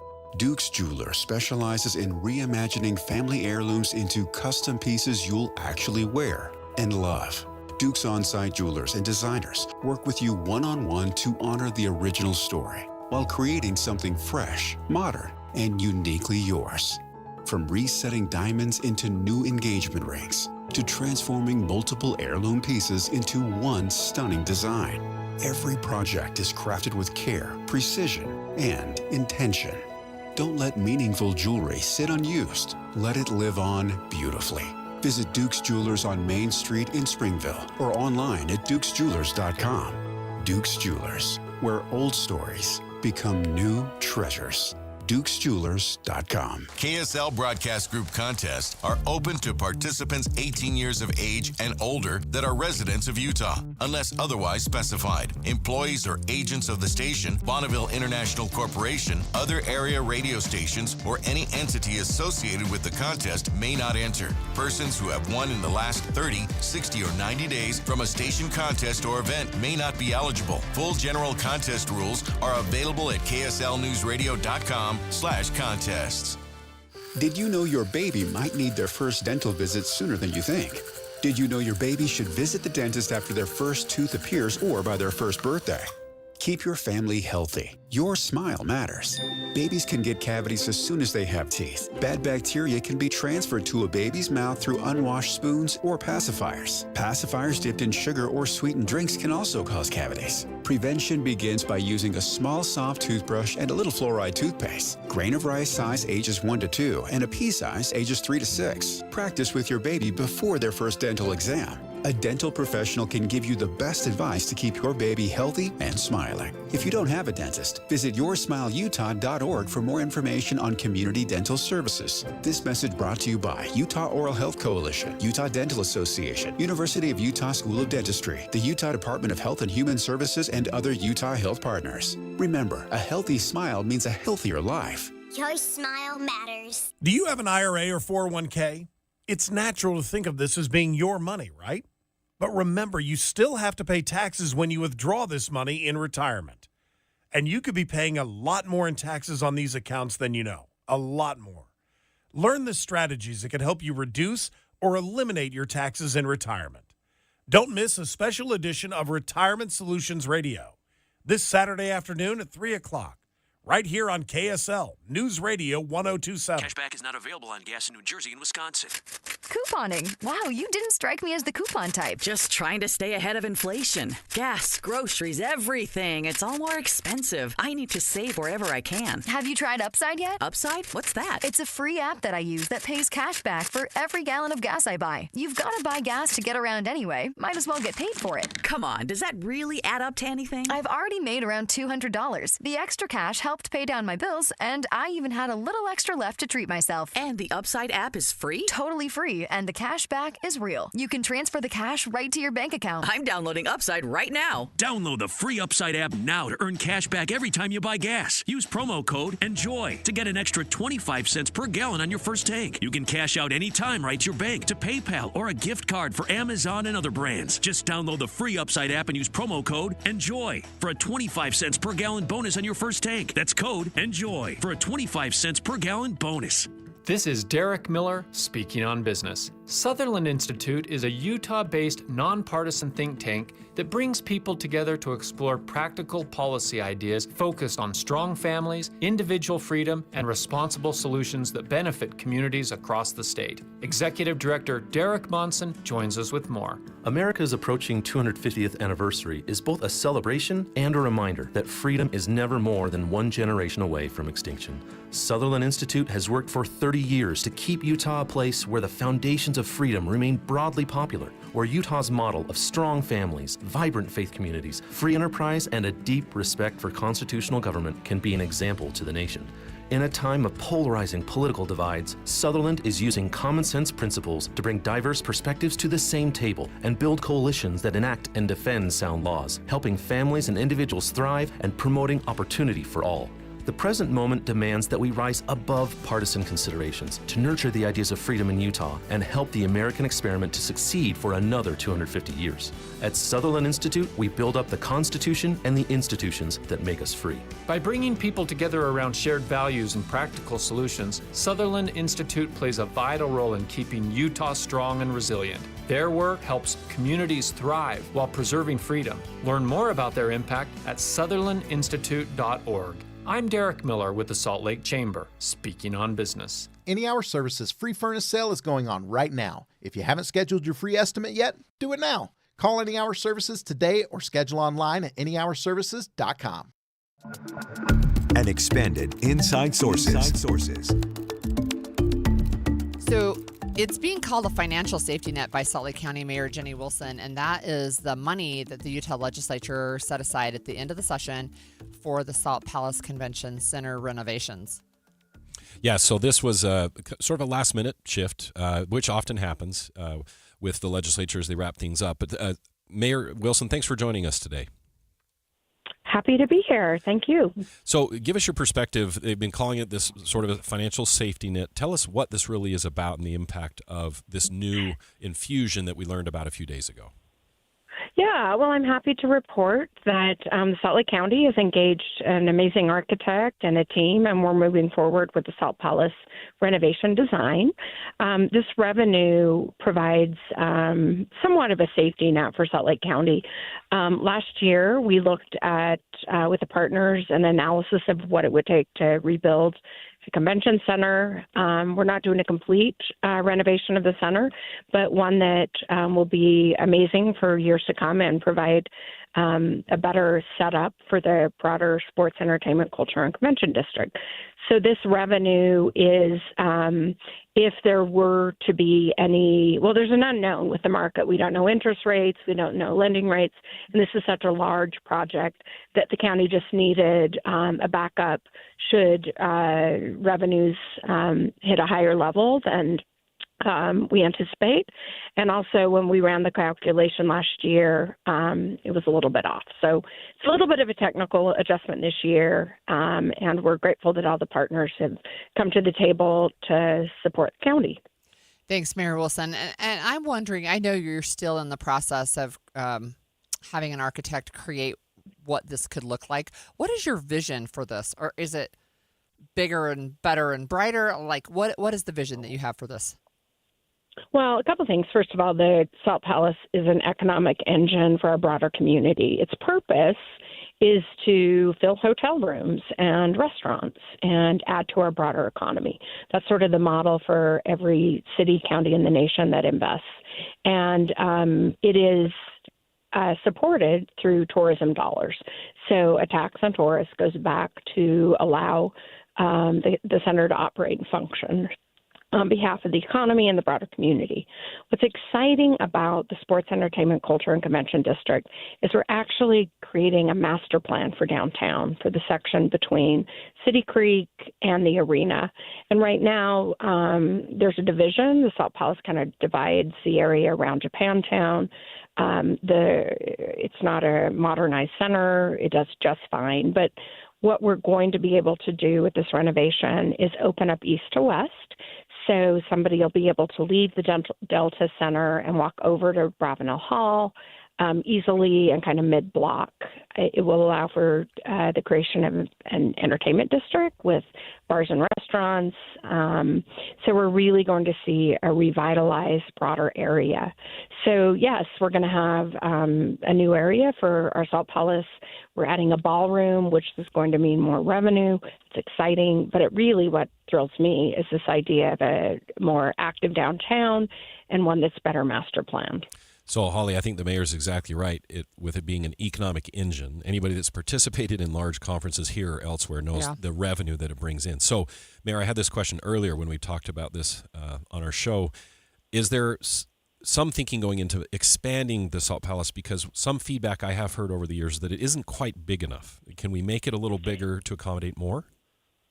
Well, we don't have the square footage to make it much bigger. We're making it better. And really, what happened years ago is we made a decision, and I think it was the right one at the time, to expand the Salt Palace to accommodate outdoor retailers. And at that point in our downtown journey and our economy, it was really an important conference for us to keep. It actually brought in many others over time, but we only have one ballroom. So we're actually going to pull back a little on exhibit space because we no longer have outdoor retailers. They actually came back after leaving, got smaller, and then ended up changing their model. So they're no longer one of our conferences, but we're getting more and more booked ever since COVID. We're doing incredibly well, or we were one of the first to bounce back. But we are at the point right now where by adding a second ballroom, we actually will increase our revenue because we can run 2 conventions at once. When these bigger conventions come, they need a ballroom. So we're limited right now by having one. So we're actually building back smarter, a little bit less square footage, but generally the same size as we had. We're just going to be doing it differently. That second ballroom is really what will be expanding our revenues even further. Is that ballroom gold-plated? That's right. It's going to be awesome. It's just not going to be as big as the White House expansion, probably less gold, I would imagine. So is there any conversation about building up? Because that's how you could add extra square footage by making it taller. Well, great questions, and I've learned a lot from our Visit Salt Lake team and our operators of the Salt Palace. And we are really looking at making sure we have some contiguous space for exhibits and that additional ballroom. The vision right now is to put a ballroom on top of maybe a couple of levels and have some really incredible vistas and maybe some outdoor area for that ballroom on top. So I would imagine we're going to go higher. We're trying to be as economical as possible. So we're looking at not wanting to build an area that's relatively new. We're being smart about how we're building. So amazing architects, and I don't have all of the answers right now, but I would imagine we're going to be adding that ballroom at the top level of what we build and have those beautiful vistas. So, Mayor, in about the minute we have left, just can you summarize for listeners the overall project? On time, on budget, looking good, or kind of the general sense of, yes, all speed, full speed ahead, or what's it like? We are full speed ahead. The plan right now is to be reopened about 6 months before the Olympic Games take part of the Salt Palace. So we're looking at the end of 2030. The Olympic Games will come in mid-year in 31, and they have contracted already for part of our Salt Palace. That'll be the media center. It may be curling. That's being discussed. And, of course, there's a lot more that will happen downtown. So we're driving to have a little bit of a buffer and be able to bring people back in to settle into the building, have a few conferences, and then welcome the Olympic Games. I would just state that we right now are looking at closing as minimally as possible. There will be some impact, and we're working with people who have already booked our conference to find a time for them to come later, or perhaps we'll be able to keep them in to run in a section of our building. So it's a little bit of a journey. We appreciate everyone's patience. We're going to do our best to keep our vendors happy and be back up and running with a incredibly revitalized, not just our Salt Palace, but that downtown section in advance of the Olympic Games. All right. Thank you so much. That was Salt Lake County Mayor Jenny Wilson talking about this financial safety net that the Utah legislature appropriated at the end of the session. Yeah, upward and onward. There it goes. Believe it or not, we're already done with our show, but I do have to tell you, today is International Bagpipe Day, and you and I both agreed we should have bagpipes at our funerals. Yes, I've already let my family know. I want bagpipes at my funeral. So anyway, thanks to Rusty Cannon for joining me today. Midday is up next with all of today's news, and Becky Bruce will be here for Maria Chaleos. So stay here on KSL News Radio to find out about air taxis. We'll be back.